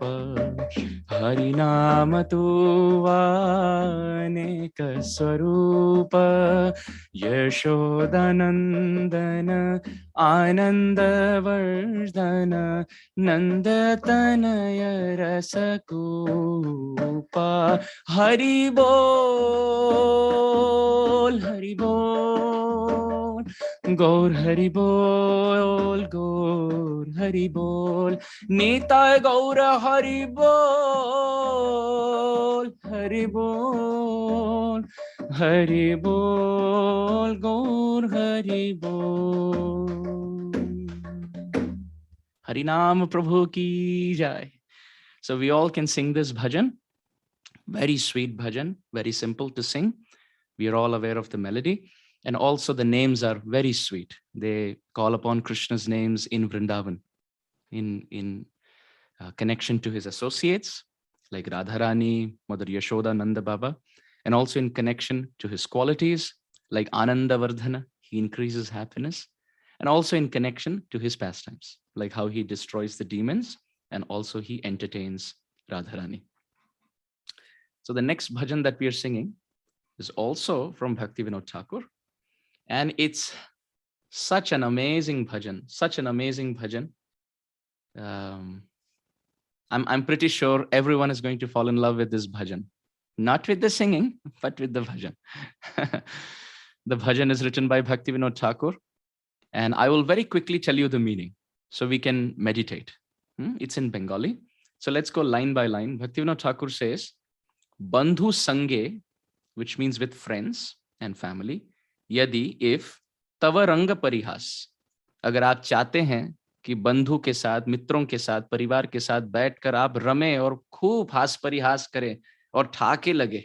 You know, sometimes we say that I would like to sit and laugh and joke and gossip and talk with my friends. Bhaktivinoda Thakur is saying, if that's your desire, ठाके Abhilash, if your desire is to be happy in this world, cutting jokes with your family and friends, then तबे मोर कथा राखो, then listen to my words. Bhaktivinoda Thakur is saying, मेरी कथा सुन लीजिए. कथा का अर्थ narration नहीं है, यहाँ words हैं.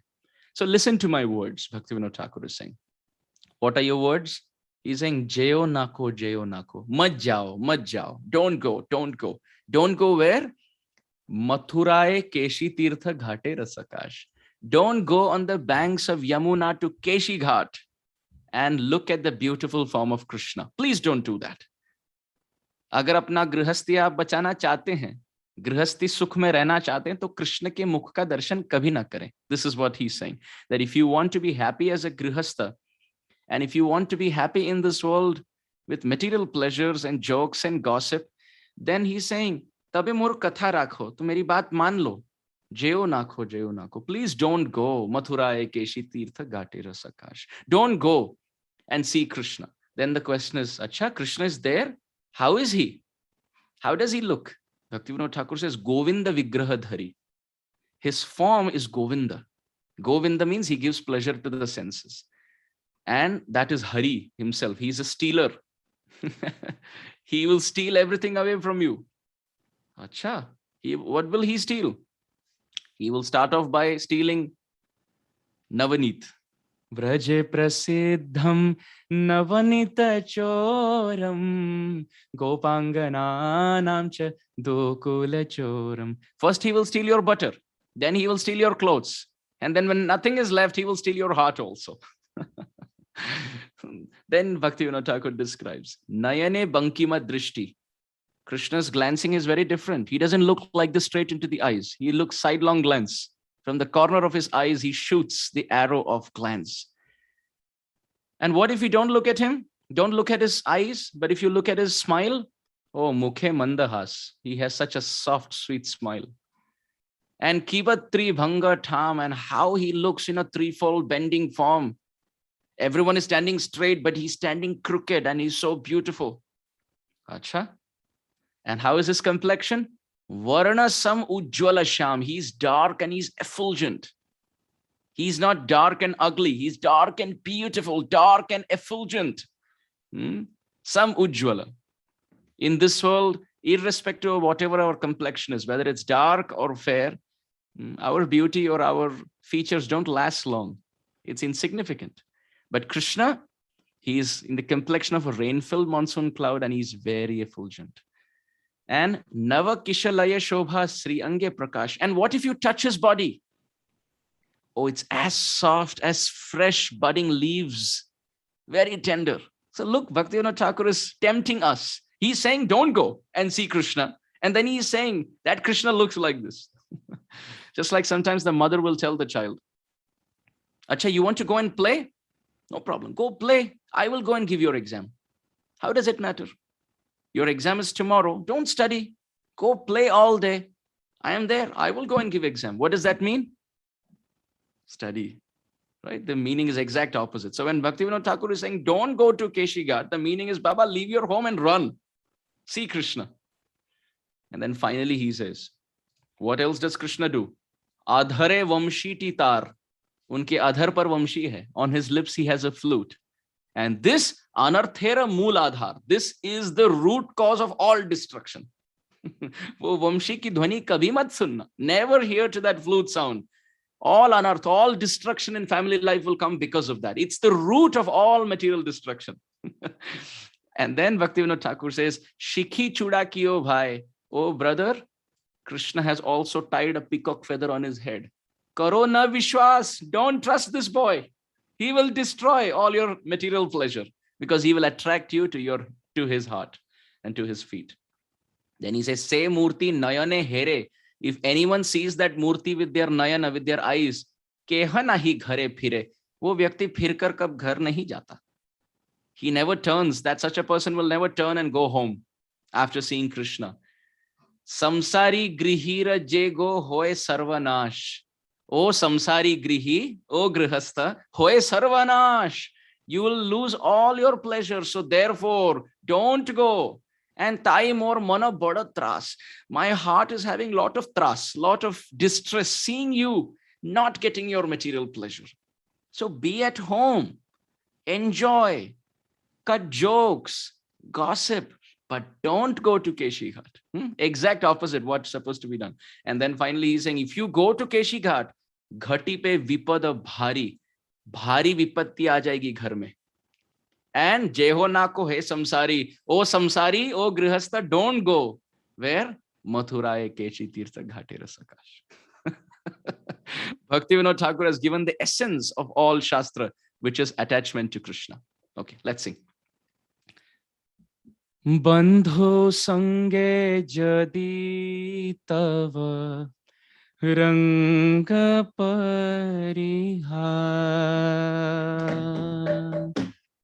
Bandho sange jadi tava ranga parihar. Thake abhilash, thake abhilash, thake abhilash,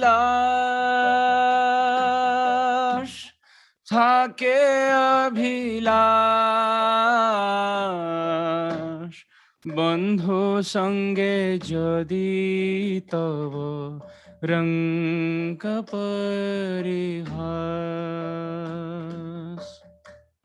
तबे मोर कथा राखो जेओ नाको जेओ नाको तबे मोर कथा राखो जेओ नाको जेओ नाको मथुराय केशी तीर्थ घाटे रसकाश मथुराय केशी तीर्थ घाटे रसकाश बंधु संगे जदि तव रंग परिहास गोविंद विग्रह धरी तथाए आछेन हरि गोविंद विग्रह धरी तथाए आछेन हरि नयने बंकिम दृष्टि मुखे मंदहास नयने बंकिम दृष्टि मुखे मंदहास की त्रिभंगमाठां वर्ण समुज्ज्वल श्याम की त्रिभंगमाठां वर्ण समुज्ज्वल श्याम की त्रिभंगमाठां वर्ण समुज्ज्वल श्याम नवकिशलय शोभा श्रीअंगे प्रकाश नवकिशलय शोभा श्रीअंगे प्रकाश बंधु संगे जदि तव रंग परिहार थाके अभिलाष थाके अभिलाष बंधु संगे जदि तव Ranga Parihar. Now Krishna is holding the flute. Adhare vamshiti tar anarthera muladhar. Adhare vamshiti tar anarthera muladhar. Shikhi chuda kiyo bhai Corona Vishwas. Shikhi chuda kiyo bhai Corona Vishwas. Don't trust this Krishna. Shikhi chuda kiyo bhai, Corona Vishwa. Se murti nayane here, keh nahi ghare phire. Se murti nayane here, keh nahi ghare phire. Samsari grihira jego, hoye sarvanash.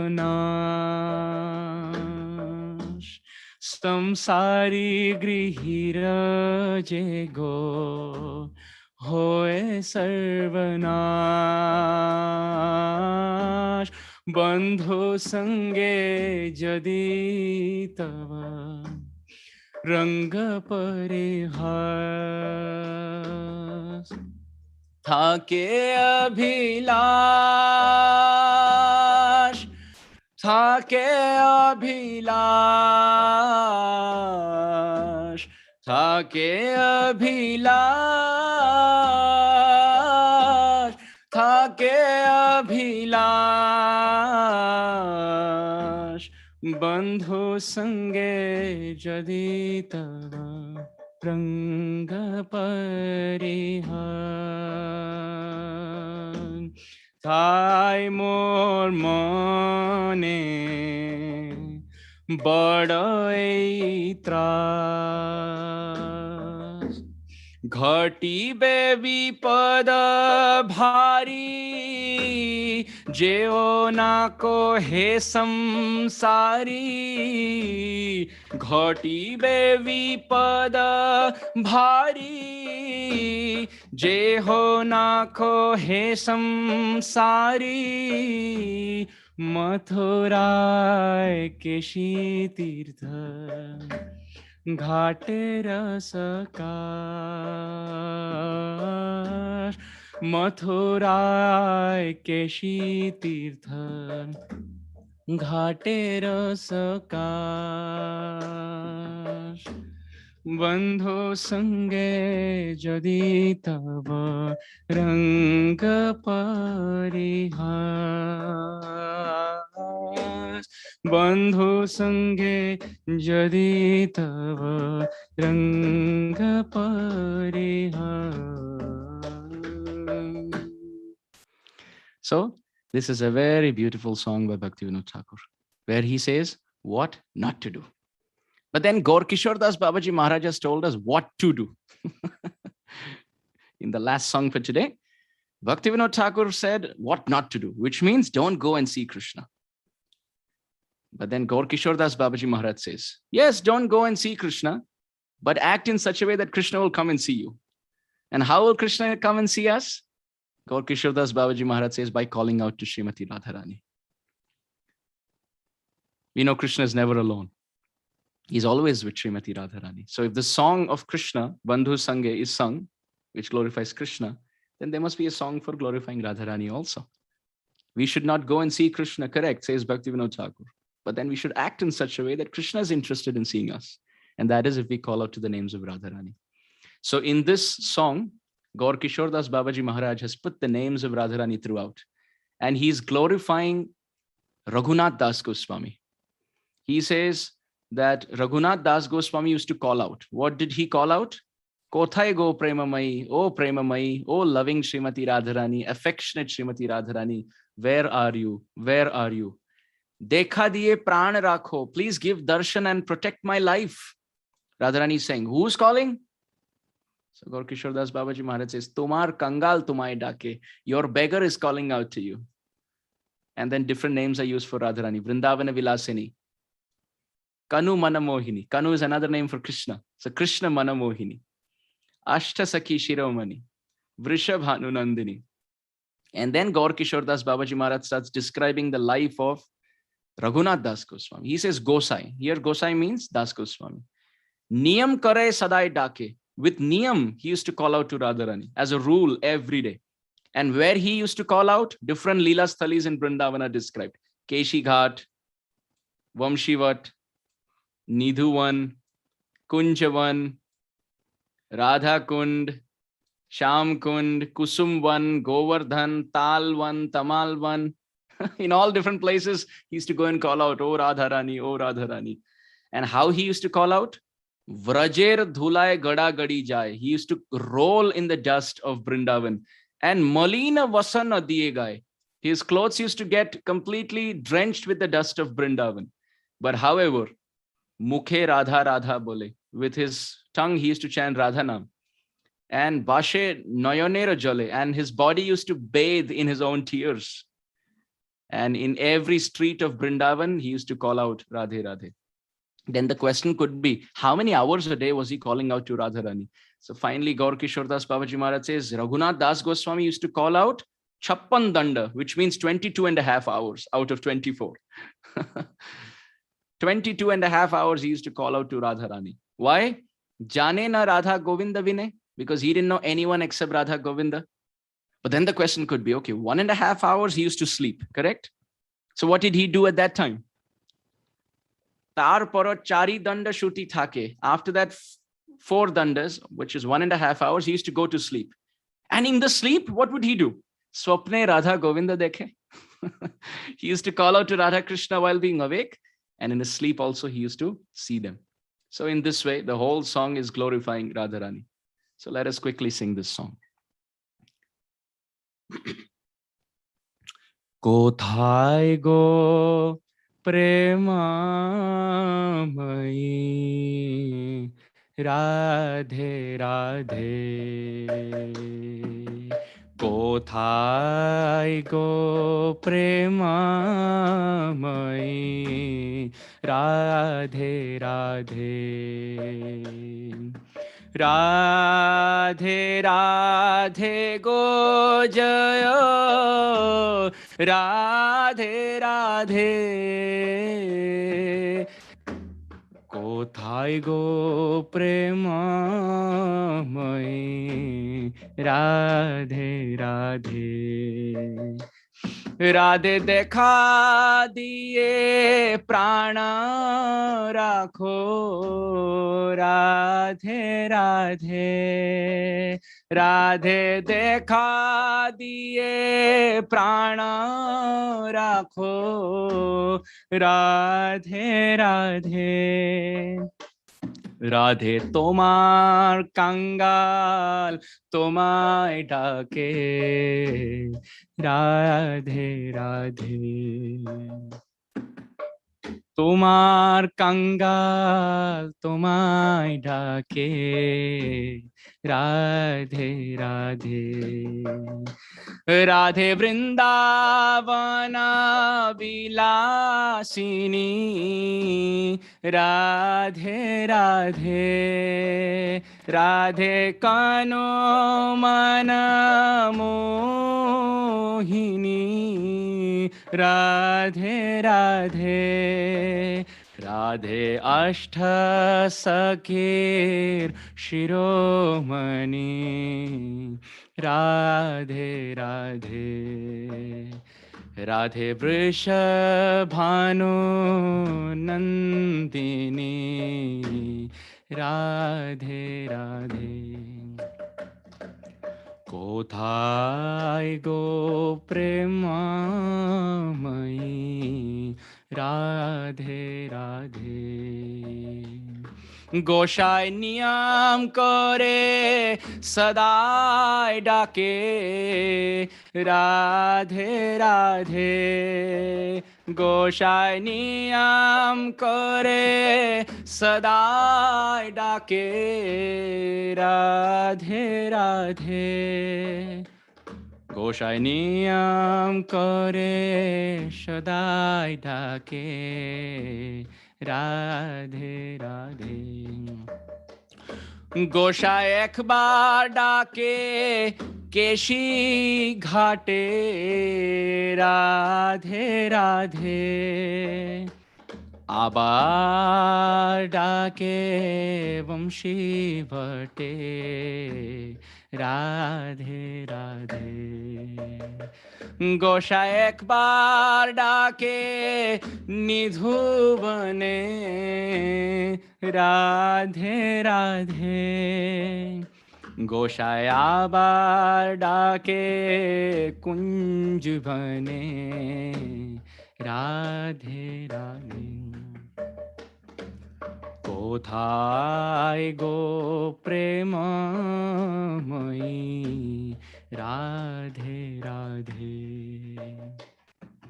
कोथाय गो प्रेममयी राधे राधे। गोसाई एक बार डाके राधा कुंडे राधे राधे। गोसाई आबार डाके श्याम कुंडे राधे राधे। गोसाई एक बार डाके कुसुम बने राधे राधे। गोसाई आबार डाके गोवर्धने राधे राधे। गोसाई एक बार डाके ताल बने राधे राधे। गोसाई आबार डाके तमाल बने राधे राधे। गोसाई मलिन वसन दिए गाए राधे राधे। गोसाई ब्रजेर धूलाय गड़ा गड़ी जाय राधे राधे। गोसाई ब्रजेर धूलाय गड़ा गड़ी जाय Radhe Radhe.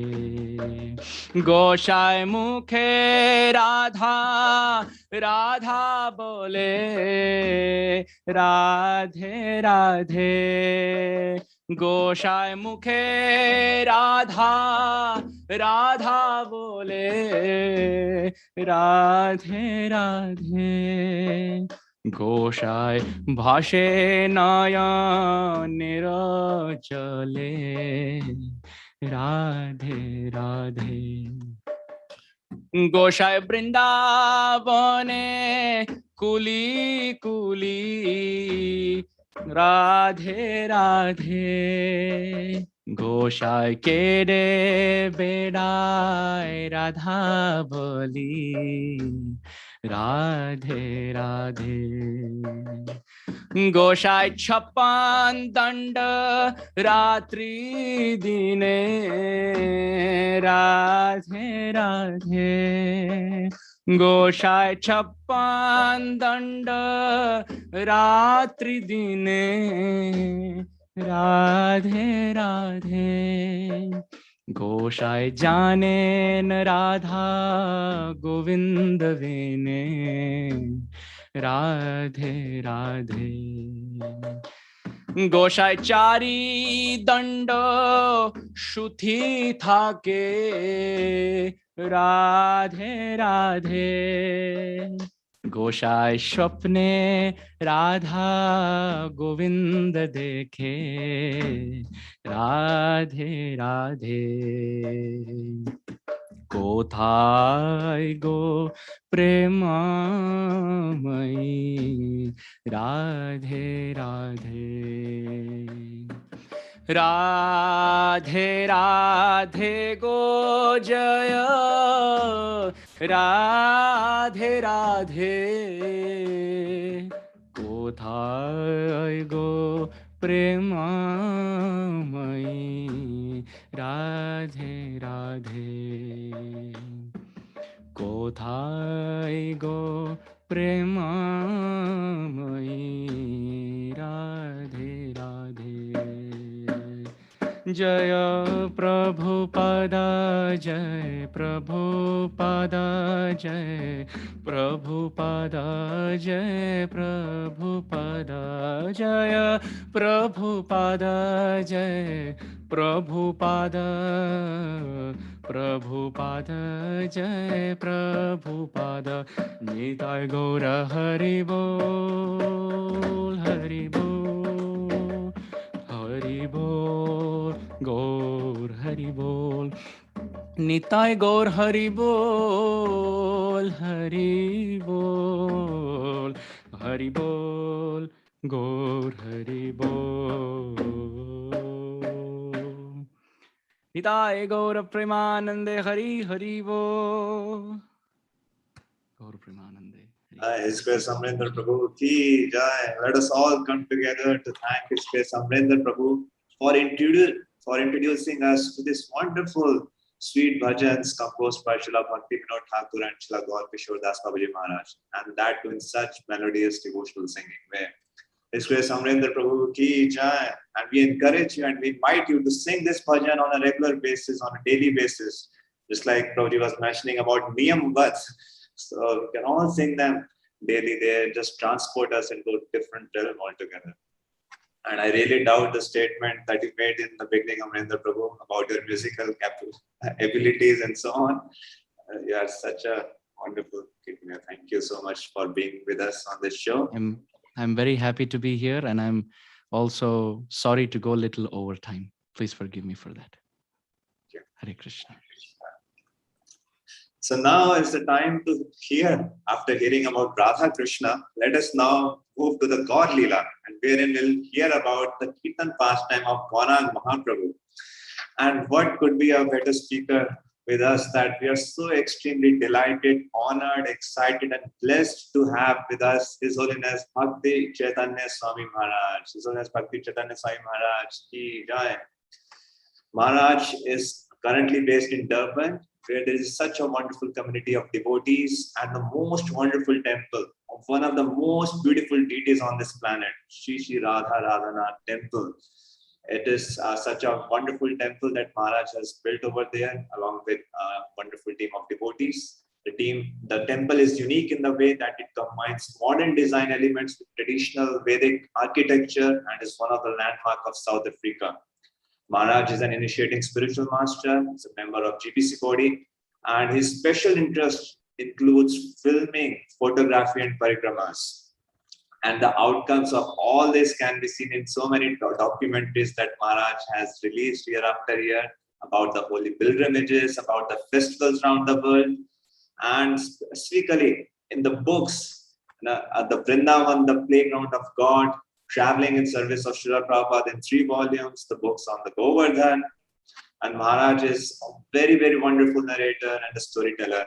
During parikrama, when Maharaj would narrate past tense in such a way that all the listeners would be transported, their entire mind and heart would be transported to those descriptions. Let us all welcome Maharaj by chanting Maha Mantra. Let us mentally offer garlands, we offer obeisances. Thank you so much for being with us on the show, Maharaj. Hare Krishna. Thank you very much, Premanjana Prabhu. Can you hear me okay? Yes, Maharaj. Okay, good. Well, I'm very happy to be here with you all for this Holy Name Festival. And yes, we will say just a little bit about the Kirtan pastimes of Lord Chaitanya. Just a little bit, because it's like an ocean. It's really like an unlimited ocean. So first of all, some prayers. Nama Vishnu Padaya Krishna Prestaya Bhutale Shrimati Bhakti-Vedanta Swaminiti Namane Namaste Saraswati Devi Gauravani Pracharne Nirvishesha Shunyavadi Pastya Chadesh Tarne Sri Krishna Chaitanya Pramanityananda Shri Advaita Gadadha Shivasadi Gaura Bhakta Vrinda Hare Krishna, Krishna Krishna, Hare Hare, Hare Rama, Rama Rama, Hare Hare. Vanchikalpatarubhyascha kripa sindhubhya evacha, patitanam pavanebhyo Vaishnavebhyo namo namaha. Srila Prabhupada ki jai. Sri Chaitanya Mahaprabhu ki jai. Sri Hare Krishna Mahamantra ki jai. Aplog Sab ki jai. Haribol. So yes, again, I'm just too happy to be here with you all. Let us begin here at the beginning, when Lord Chaitanya Mahaprabhu appeared. So Lord Chaitanya, of course, he appeared on the Purnima. He appeared on the Purnima in the evening, and there was a lunar eclipse. There was a lunar eclipse. And so everyone, it was the tradition in those days, everyone during the eclipses, they would go to some sacred river or kund or lake or something, and they would chant the holy names. And even sometimes the Muslims would join in. It was quite an event when there was an eclipse. So, of course, this was Lord Chaitanya's arrangement to just give a little preview of what his mission was all about, which was the chanting of the holy names. So he arranged that eclipse was there, everyone was chanting, and Lord Chaitanya appeared in the middle of that chanting.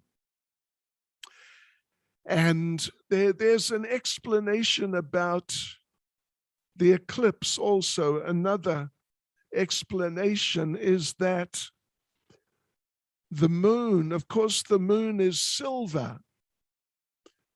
Yeah, basically like a silver type of color, the moon.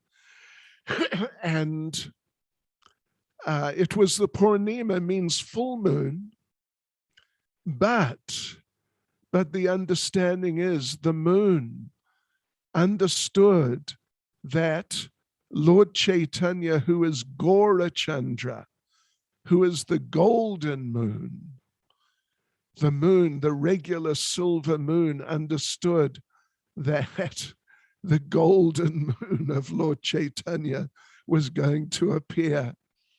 And, you know, gold and silver has some value. It's a sort of a precious metal, you can say, to some degree. But compared to gold, gold is many times more valuable and just many times more attractive, particularly molten gold. If you ever saw liquid gold, oh gosh, it's amazing. So that regular silver moon understood that Gaurachandra, the golden moon of Lord Chaitanya, was going to appear. So feeling embarrassed, the silver moon covered his face. And so the golden moon of Lord Chaitanya appeared. And everything was appropriate like that. And everyone was chanting. So then Lord Chaitanya, as a small child, he had many pastimes, so many pastimes. Lord Chaitanya, as a small child, well, any of you who are parents or any of you who've just associated with children, you would know that children, sometimes they're in a good mood, sometimes they're not in a good mood, and children are very sensitive. They can cry easily. They can get upset easily, even sometimes when there's just nothing to be upset about, but they can get upset. So Lord Chaitanya, little Nimai, little boy, one day for no apparent reason, little Nimai, little Lord Chaitanya, he became upset and he started crying and crying. And every day the local ladies would gather at the house of Jagannath Mishra and Mother Sachi. Every day the local ladies would gather because Lord Chaitanya, little Nimai, was so beautiful, so attractive. They just had to be with him, the local ladies.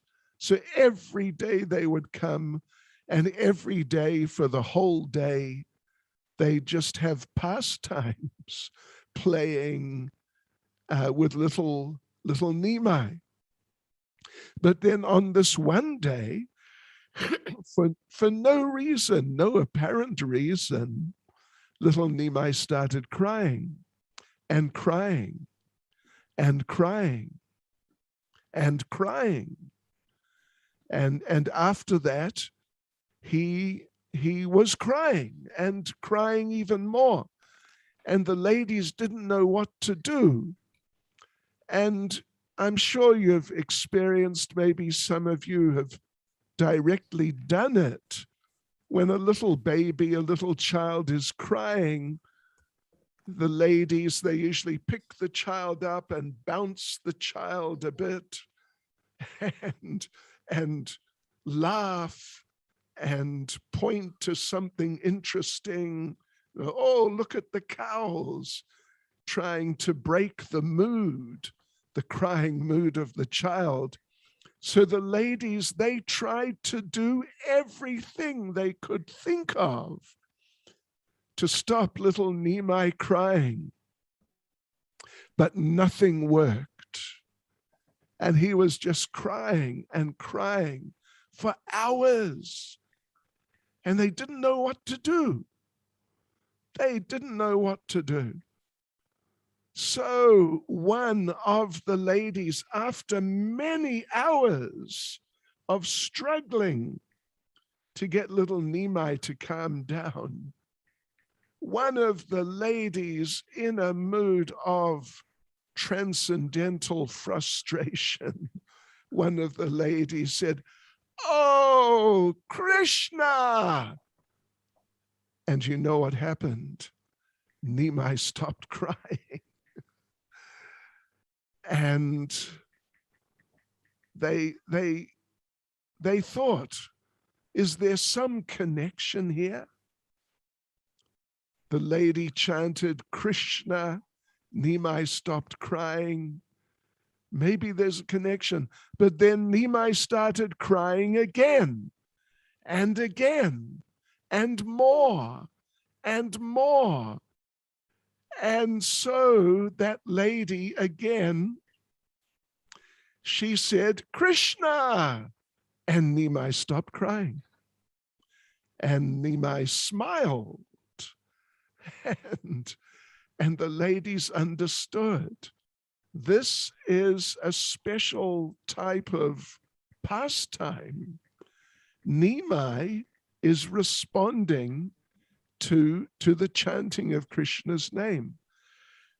So then it became a regular thing that Nimai would cry and cry a bit, and the ladies would chant, Hare Krishna, and he'd stop and he'd smile. And then he'd start crying again, and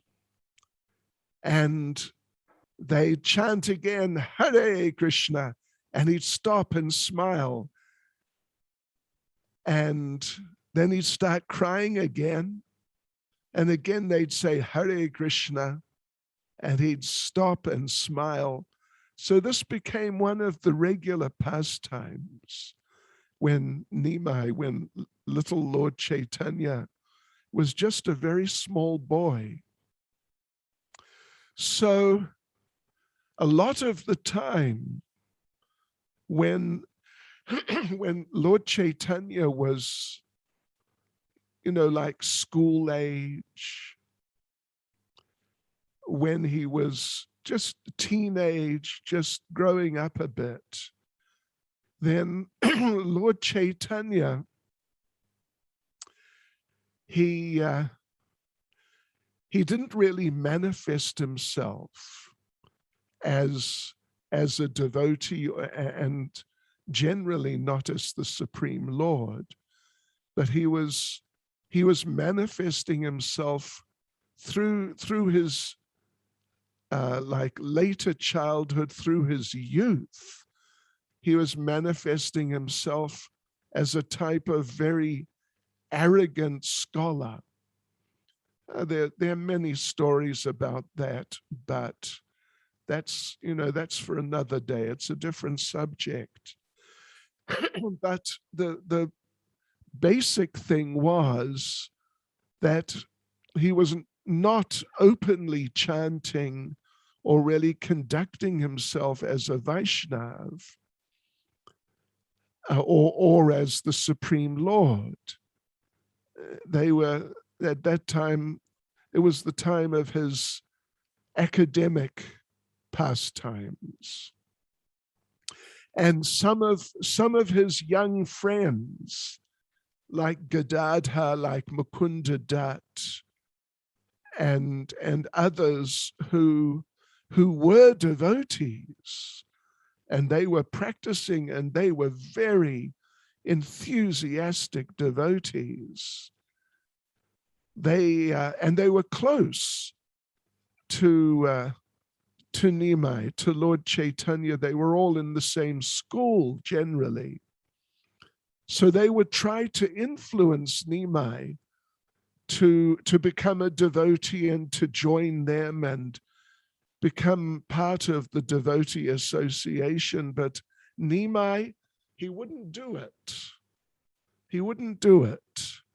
And in fact, he would sometimes make fun of them and sort of get on their cases in different ways. But one day, when Lord Chaitanya was maybe in his mid-teens, something like that, one day, Mukunda tried to influence Lord Chaitanya. Mukunda told him that you're so intelligent, you're from such a good family, your parents, they're leaders in the devotee community here in Navadip. So you should become a devotee. Why don't you become a devotee? Come on. And Nimai, Lord Chaitanya, he said, all right. You want me to become a devotee? Okay, then. All right, I'll become a devotee. But you know what? And so Mukunda's just a bit shocked after all they've been through, with Nimai refusing and even making fun of the devotees and all that. Now Nimai says, all right, I'll become a devotee. So Mukunda was just taken aback. But then Lord Chaitanya said, you know what? When I become a devotee, I'll become the best devotee. You will never have seen a devotee like me, ever. I'll become such a great devotee. Lord Shiva and Lord Brahma will come down to offer me their obeisances. And Mukunda thought, oh my gosh, this Nimai is just too much. He's so proud. But anyway, it's a long story, of course. Lord Chaitanya, after his father Jagannath Mishra passed away, then Lord Chaitanya went to Gaya to do the last rites. And there he met, actually for the second time, he met Ɪșvara-Puri, and he had already been very impressed with Ɪșvara-Puri when Ɪșvara-Puri visited Navadvip before, just shortly before. But now Nimai decided to be initiated by Ɪșvara-Puri. So Ɪșvara-Puri agreed and initiated him, and then told him that now you're an initiated devotee. Now your duty is to chant ɪṛᴛᴏ, ɪṛᴛᴏ, ɪṛᴛᴏ, eva kevalam, kalo nasjeva, nasjeva, nasjeva ģᴏʟyata. You just do that. So Lord Chaitanya went away chanting, singing kirtan.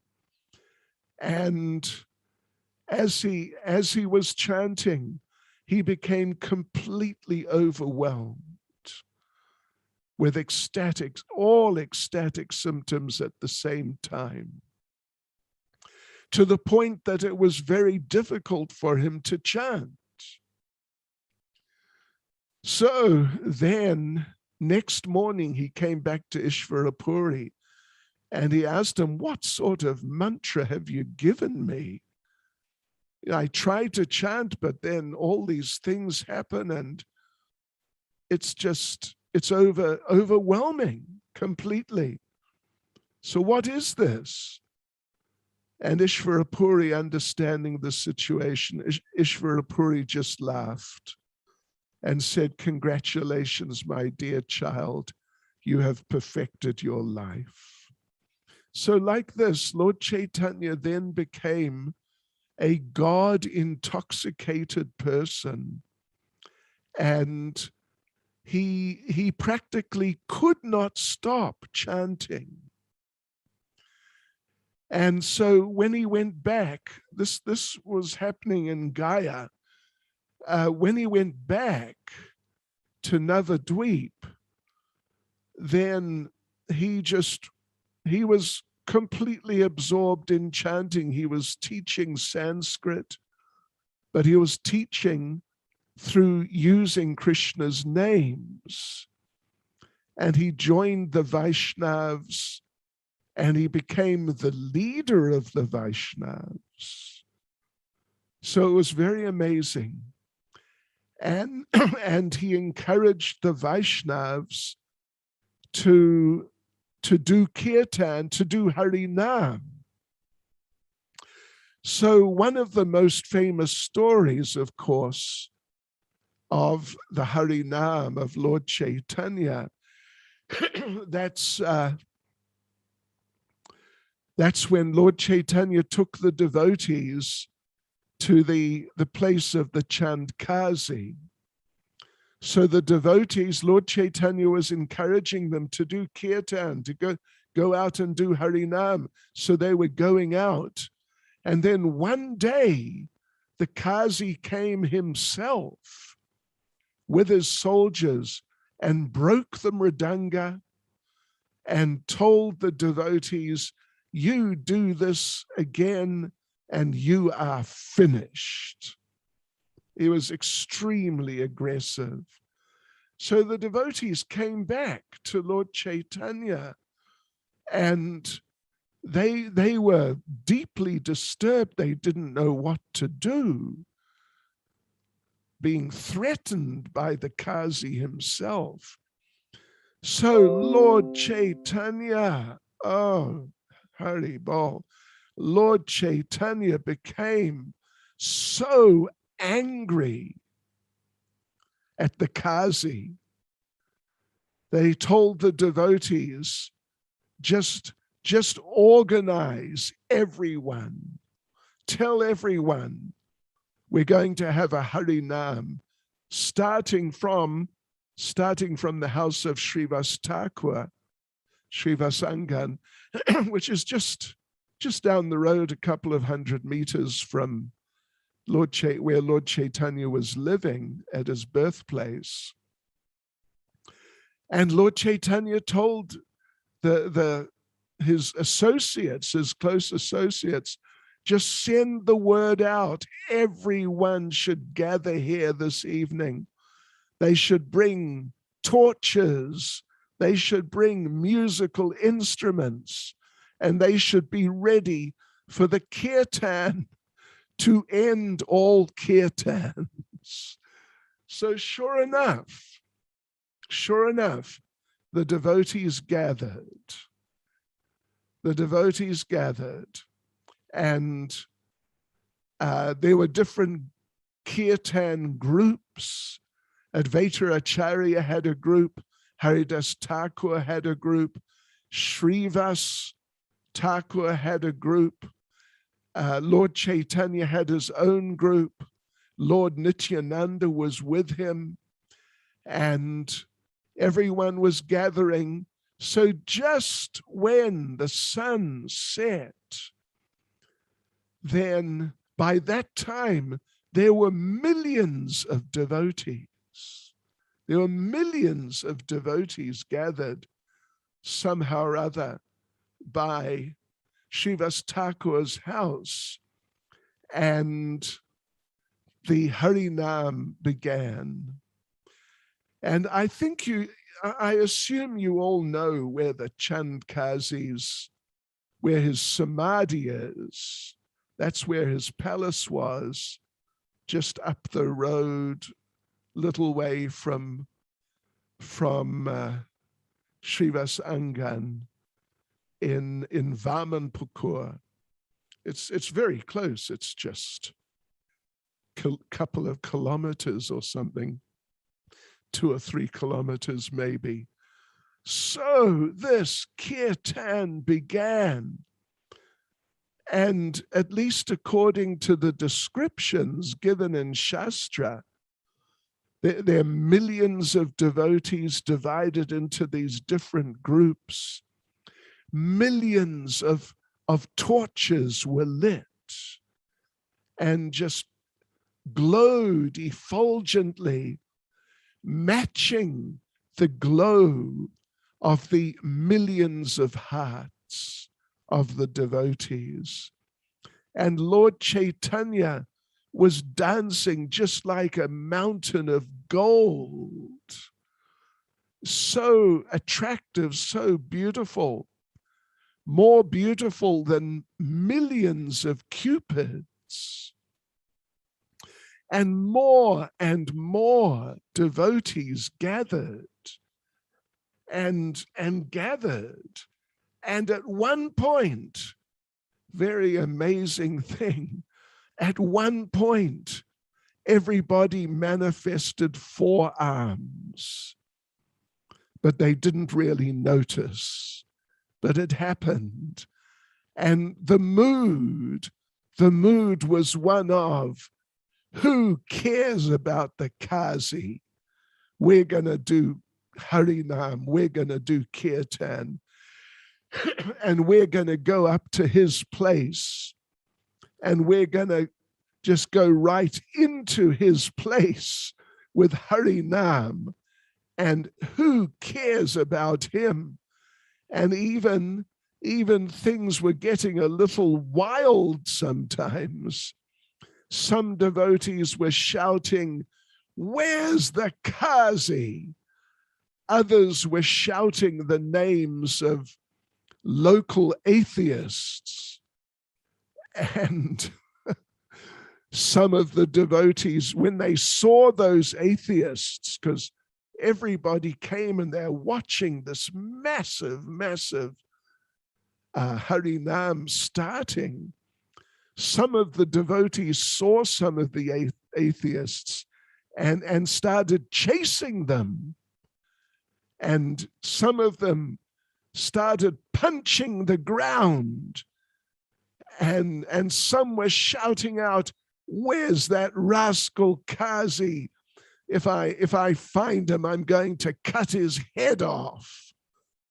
So it was intense.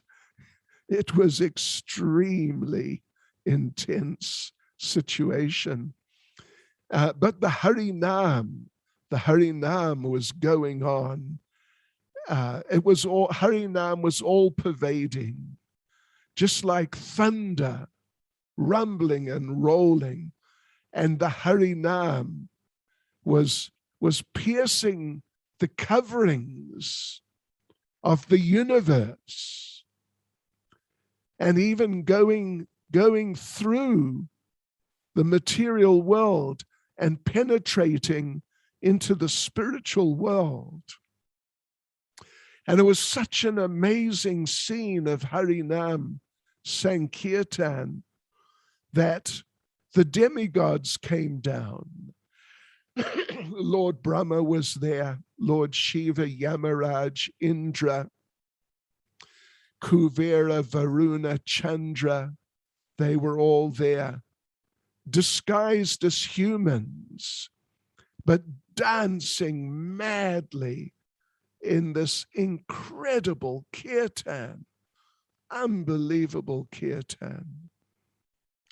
Yeah, kirtan which really we've never heard before, we've never really witnessed before.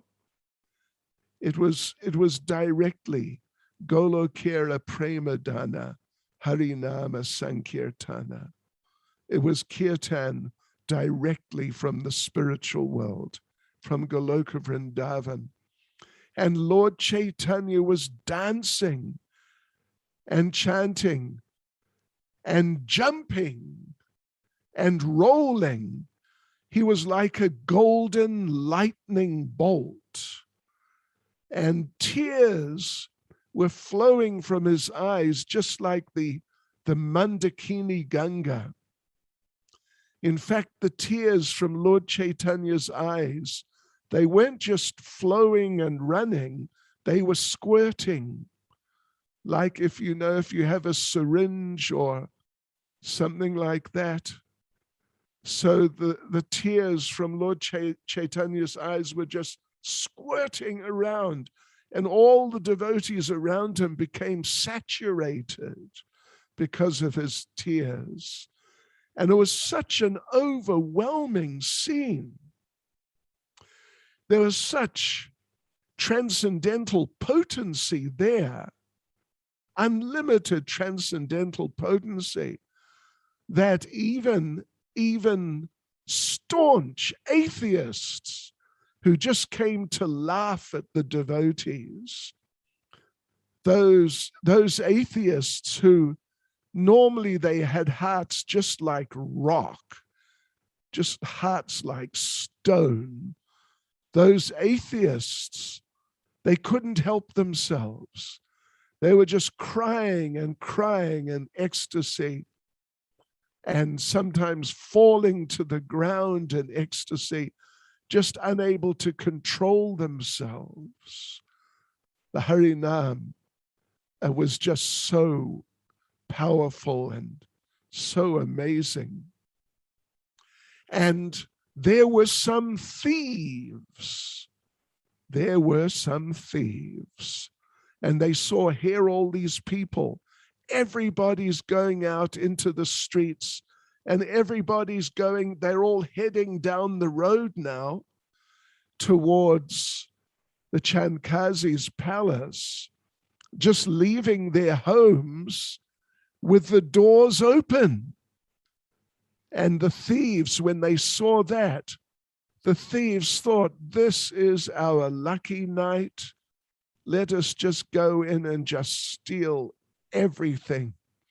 But as the kirtan was building up more and more and even more, even those thieves became overwhelmed, and they just joined in the Harinam, and they were crying tears of ecstasy and just going with the Harinam, and they forgot all about stealing. So there's a beautiful description, there are beautiful descriptions actually of Lord Chaitanya during this Harinam, that tears were coming from his eyes, we mentioned, sometimes squirting out, sometimes just dripping. But sometimes when his tears were just dripping just slowly, then his tears would cling to his nose, and his tears would look like pearls on the tip of his nose. And when he was chanting, when he was singing, then Lord Chaitanya's voice rumbled like thunder. And sometimes Lord Chaitanya was just so like in another world altogether of consciousness. Sometimes he manifested himself as Krishna. He actually manifested directly as Krishna with the flute. And sometimes he manifested himself as Lord Ramachandra. Sometimes he manifested himself as Lord Narayan. Lord Chaitanya was just going into and out of different moods of being totally overwhelmed and totally transported into the transcendental dimension.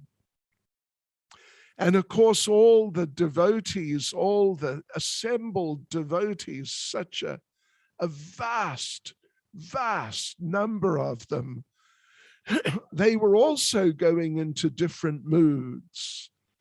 Some of them were calling out that we are Vaishnavas from ᴡɪᴛᴏ. Someone else said, I'm a resident of Vaikuntha. And others who were in the aggressive rasa, they were calling out, where's that rascal Kazi? I'm going to crush his head if I can get my hands on him. And some of them climbed trees and just jumped off the top of the trees and landed on their feet, shouting, I am death to 12 atheists. So this is so amazing. Such an amazing situation, that Kirtan of Lord Chaitanya's approaching the Chandkazi, the Chandkazi's pastime. And Shastra says that all those devotees who were taking part in the Kirtan, every single one of them, and even some who had been atheists and the thieves and some Muslims even became involved. So Shastra says that Yamaraj, who was there, and Chitragupta, his assistant, when they saw all these people, Yamaraj told Chitragupta that just note down all these people's names, and when we get back, find their records, because Chitragupta has all of our records, everything we've done in many lifetimes in this world. And Yamaraj told Chitragupta that all of the people in this kirtan, all of them, you note down their names, and when we get back, you just throw away the records of what they've done previously in their material lives.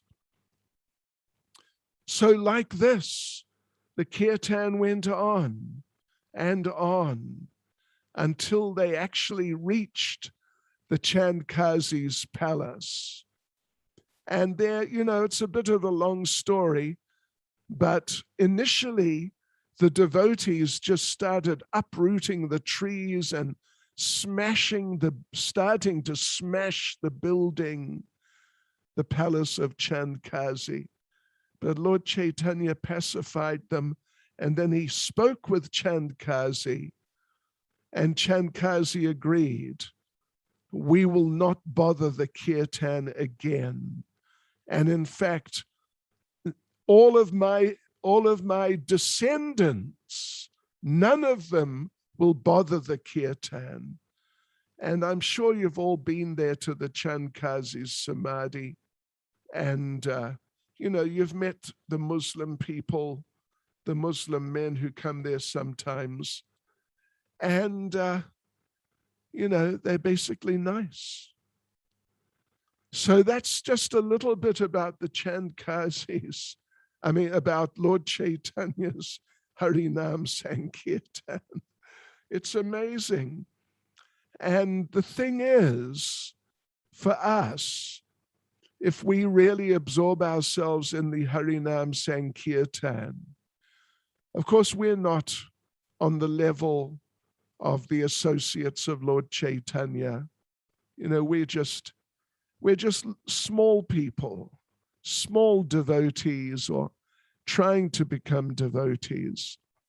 But if we really do our best to get into the Harinam Sankirtan, following in the footsteps of Lord Chaitanya, following in the footsteps of those devotees, the associates and followers of Lord Chaitanya, then we'll also be transported.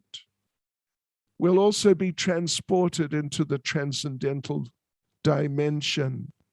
And if we live our lives like that, just focused on chanting Hare Krishna and regularly absorbing ourselves in Harinam Sankirtan, following Lord Chaitanya, then devotees, one fine morning, we will wake up and we will not be in, you know, whatever your place is. I saw somebody's place was Udaipur. And, you know, whatever it is, Delhi, Calcutta, all these different places, we'll wake up one morning, we won't be in that usual place where we've been living. We'll wake up one morning and we will be in Goloka Vrindavan with Lord Chaitanya. Hare Krishna. Sri Chaitanya Mahaprabhu ke. Shri Harinam Sankirtan ke.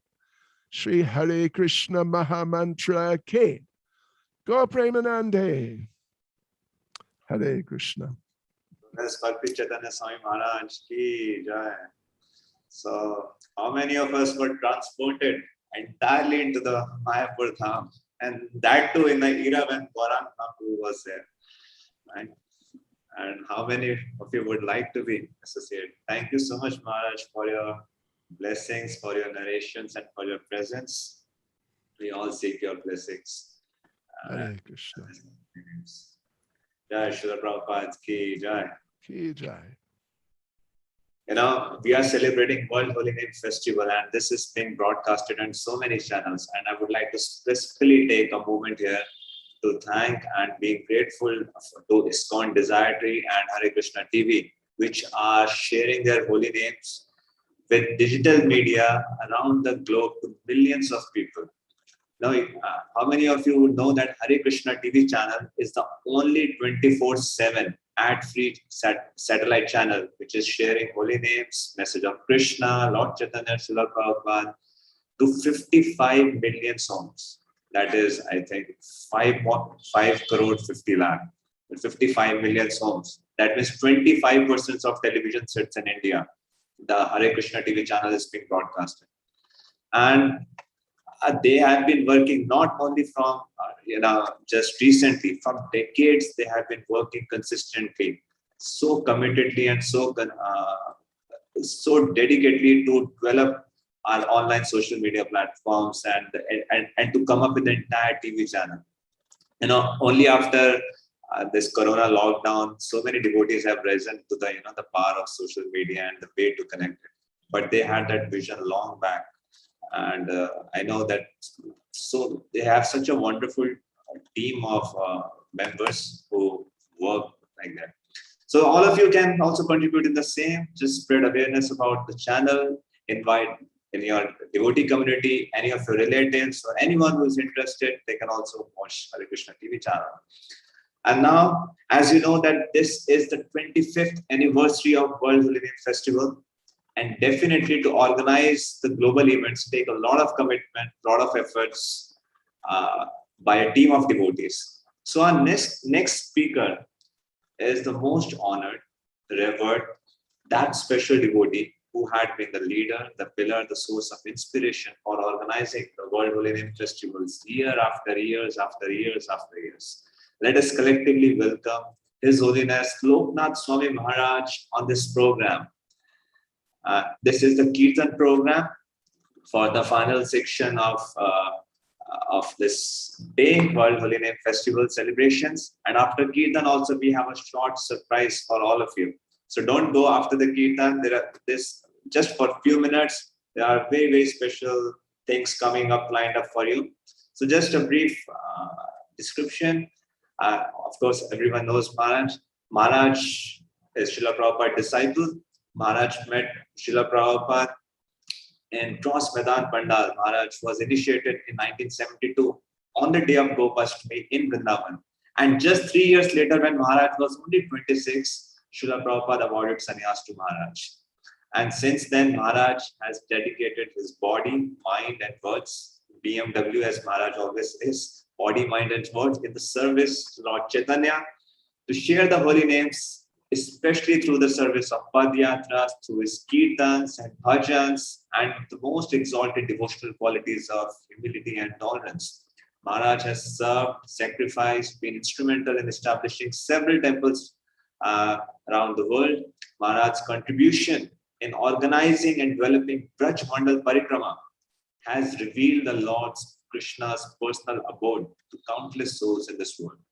Maharaj has authored many books, festivals, Bombay is my office, my Prabhupada, Braj Mandal Parikrama, and more, which will definitely help the generations of devotees to come to deepen their relationship with Srila Prabhupada, with Holy Name, with the Dham, with Lord Krishna. So we are so fortunate that we have His Holiness Lokanath Swami Maharaj with us, who will be leading the Kirtans from now on. His Holiness Lokanath Swami Maharaj ki jai.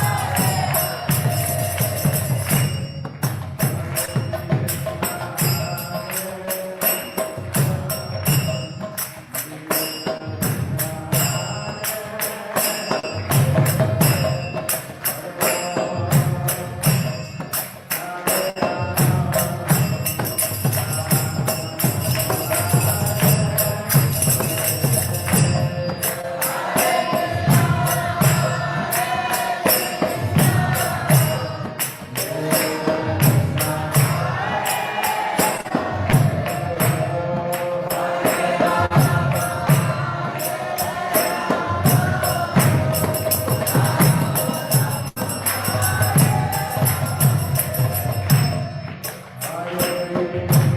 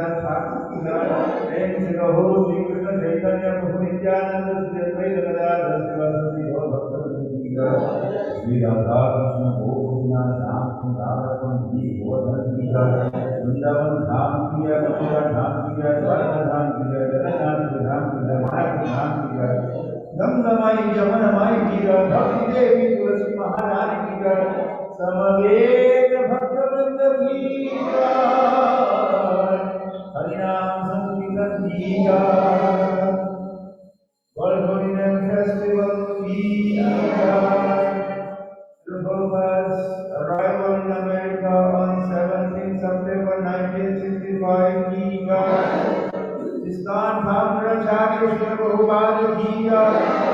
Prabhupada's transcendental distribution की जय। श्री गौरीताल की जय। श्री जगन्नाथ बलदेव सुभद्रा की जय। श्री राधा दामोदर की जय। ईसाई गौर प्रेमानंदे। हरे नाम केवलम कलौ नास्ति गतिरन्यथा। अंशा कल्पतरुभ्यश्चिता सिन्धुभ्यैव च पतितानां पावनेभ्यो वैष्णवेभ्यो नमो नमः।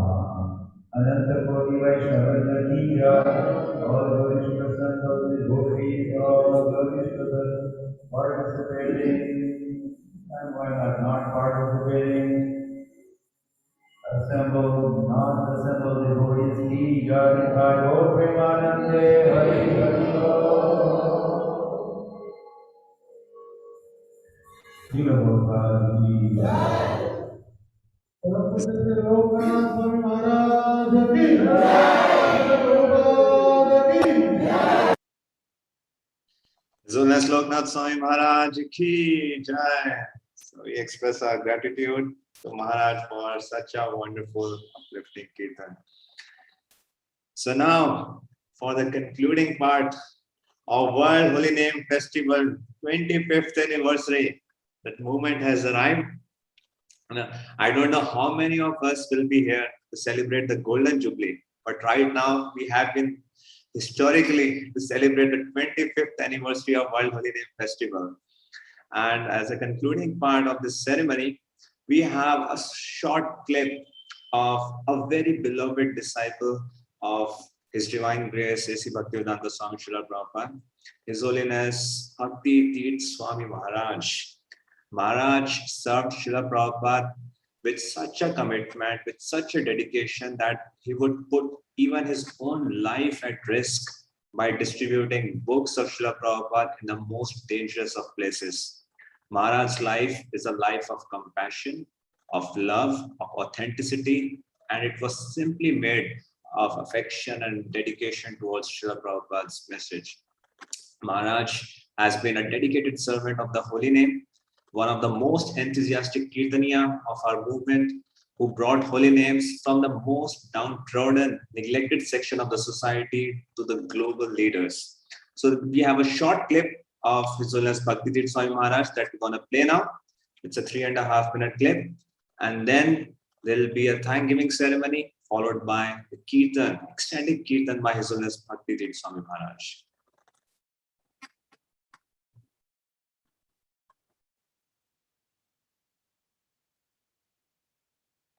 So Krishna consciousness is somewhat different in that it gives mankind the oldest spiritual scriptures on the entire planet. This can be historically, linguistically, philosophically proven.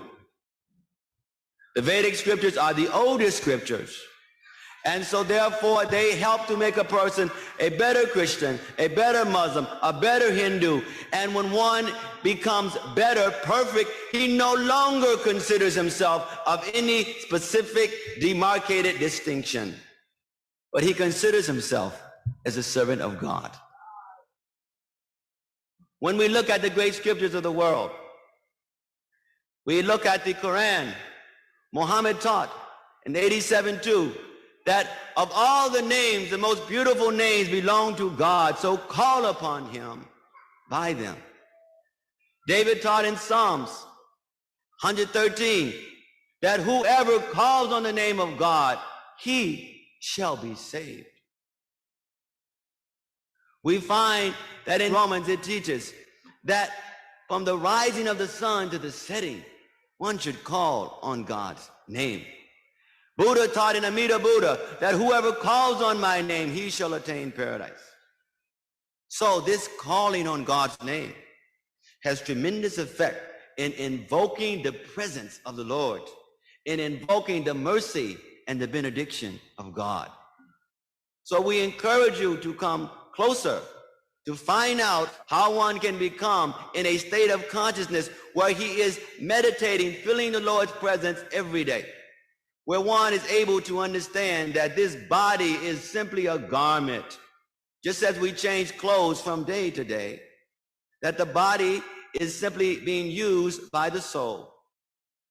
If we develop that genuine understanding, then there is no difficulty in you having a white coat, or he having a red coat, or me having a black coat.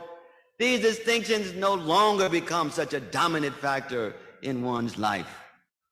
Once in Nairobi, one minister of the government came to visit us. And he said, Swamiji, so what can your society offer? So we were explaining about our Food for Life programs, how we're helping the poor, how we have schools, many, many projects that are going on all over the world. But I said, but let's be very immediate and specific. Let me take you on a small walk, very small temple. In 5 minutes, I said, so this boy is from Italy. This girl is from Spain. This person is from South Africa. white person. This black person is from South Africa. This person is from America. Says, now you tell me one place in Nairobi, one place in Kenya where you can say you have this kind of variegatedness and people are working together in a loving spirit. And he immediately could understand due to his knowledge of tribal problems, racial problems, etc. So we are showing what is possible. And we are humbly and submissively willing to offer that, to help to solve some of the seemingly unsolvable problems in this world. Thank you very much. Hare Krishna, Hare Krishna, Krishna Krishna, Hare Hare. His Holiness Bhakti Swami Maharaj ki jai. So let me now invite Her Grace ɪṛᴛᴏ Dasi, who has been one of the World Holy Name Festival 2021 committee members. Hare Krishna. Please accept my most humble obeisances. All glories to Srila Prabhupada. I wouldn't even know where to start, but I'm going to try and endeavor to thank. There are certain people I really do want to thank, and there are those who I may not mention, but I want to thank them anyway. So let me rather start off by saying that there are numerous people who have made this festival against all odds a true success. And in my mind, there's no doubt that the driving force was the power of the holy name, which basically usurped everything else. I'm cognizant of the fact that I'm in no position to thank Krishna, but I do want to say, thank you, Krishna. Thank you for being with us every step of the way. And I want to say thank you to our founder, Acharya Srila Prabhupada. Srila Prabhupada, this was an offering to you. And we know that without your mercy, we would never have been able to make this offering as special as it has been. So thank you for that mercy. Our immense gratitude to the speakers for making this festival a truly remarkable offering to Srila Prabhupada. Your love for Srila Prabhupada, your devotion for the holy name is unflinching and so very tangible. And we are grateful for your participation. We are grateful that you chose to share your knowledge, your love for Srila Prabhupada and the holy name with us. For that, we will be eternally indebted. Like I said at the beginning, if I have to start really thanking everybody, we'll be here until next year, World Holy Name Festival. So I've selected a handful of people whom I feel really do need to be acknowledged. And first and foremost, I want to thank His Grace Govind Charan Prabhu, who's been the heart and soul of this festival. Prabhuji, no amount of words can do justice for what you've done for the World Holy Name Festival this year. But thank you anyway. I'd like to thank Madhavi Gauri Mataji for hanging in there. She's literally been hands-on since the 10th of this month. That's 2 solid weeks. And only we know what she has been through. She's been promoting, she's been organizing, she's been liaising, she's been posting, you name it, and she's been doing it all. Thank you, sister. Happy to have you by our side all the time. Then I want to thank Sadhna and Sudhanshu, who daily worked until the wee hours of the morning, putting together all the promotional material that you have seen. The committee met and they conceptualized things. But it's these two solid souls who actually translated it into what you see today. Thank you, Sudhanshu Prabhu, Sadhna, for tolerating our demands and still coming out on top. Then I want to thank the World Holy Name team who promoted, brainstormed, and some of them even agreed to participate in times of need. And, you know, we respect every person, every Vaishnava that we approached. We respect them and we respect why they couldn't come on, and we respect the fact that there are those who did choose to come on. But all I want to say is that the kind of support that we have received from the committee, the World Holy Name Festival Organizing Committee, is the kind of support one can only dream of. Finally, I'd like to thank all those that I have not mentioned, those that have anonymously, quietly been championing this festival from day one. They have given their all. And for this, we are truly indebted. Together, we have successfully energized the universal atmosphere with the power of the holy names and the glories of Srila Prabhupada. A couple of days ago, I came across a statement, and I'd like to end with this. It reads, where is it? It reads, you need to get even. The only people you need to get even with are those who have helped you. So the only people that you need to get even with are those who have helped you. So now I sincerely pray to the holy name that I will be given an opportunity to do just that. To all those people who have given their support, who have helped, who have gone the extra mile, who haven't gone the extra mile, who haven't participated. I hope that one day I can serve all of them as well. Thank you so much. World Holy Name Festival 2021 Ki Jai, Srila Prabhupada Ki Jai. Thank you. Hare Krishna. All glories and thanks to you, ɪṛᴛᴏ Mataji, as well, who has been such foundational pillar of the entire festival. You know, Srila Prabhupada, when he was reaching on the shores of America after 40 years of struggle, in his divine ecstasy, he wrote 2 poems. And in one of the poems, he's glorifying his own spiritual master. And he's right about Srila Bhakti Siddhanta Saraswati Thakur. He writes that his desire is very powerful. And thus he is causing the holy name of Lord Gauranga to spread throughout all the countries of the Western world. In all the cities, towns, and villages on the earth, extending to all the oceans, rivers, and streams, everyone may accept the holy name of Krishna. And then, as followers of Srila Prabhupada, we can simply say, apart because of his desire and will and sacrifices, that we all are today connected with each other by this thread of holy name.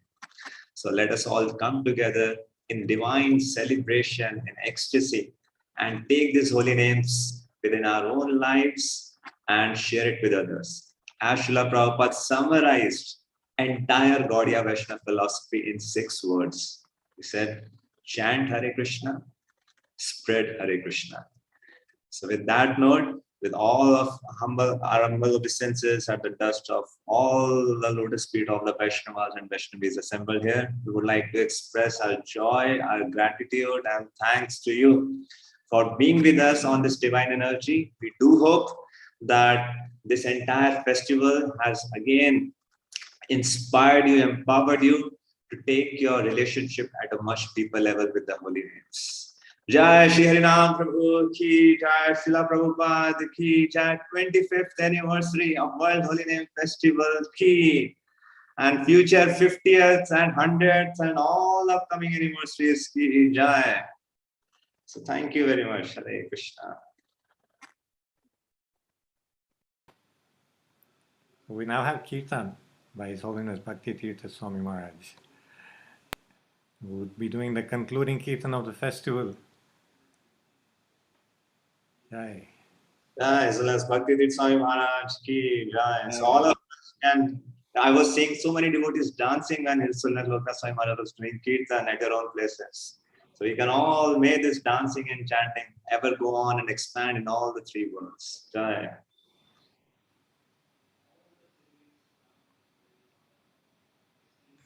So Krishna consciousness is somewhat different in that it gives mankind the oldest spiritual scriptures on the entire planet.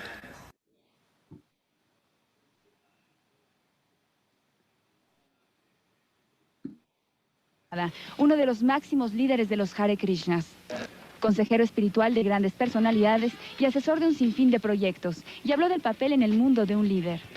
Muchos los hemos visto cantando y bailando. Ellos son seguidores del Hare Krishna.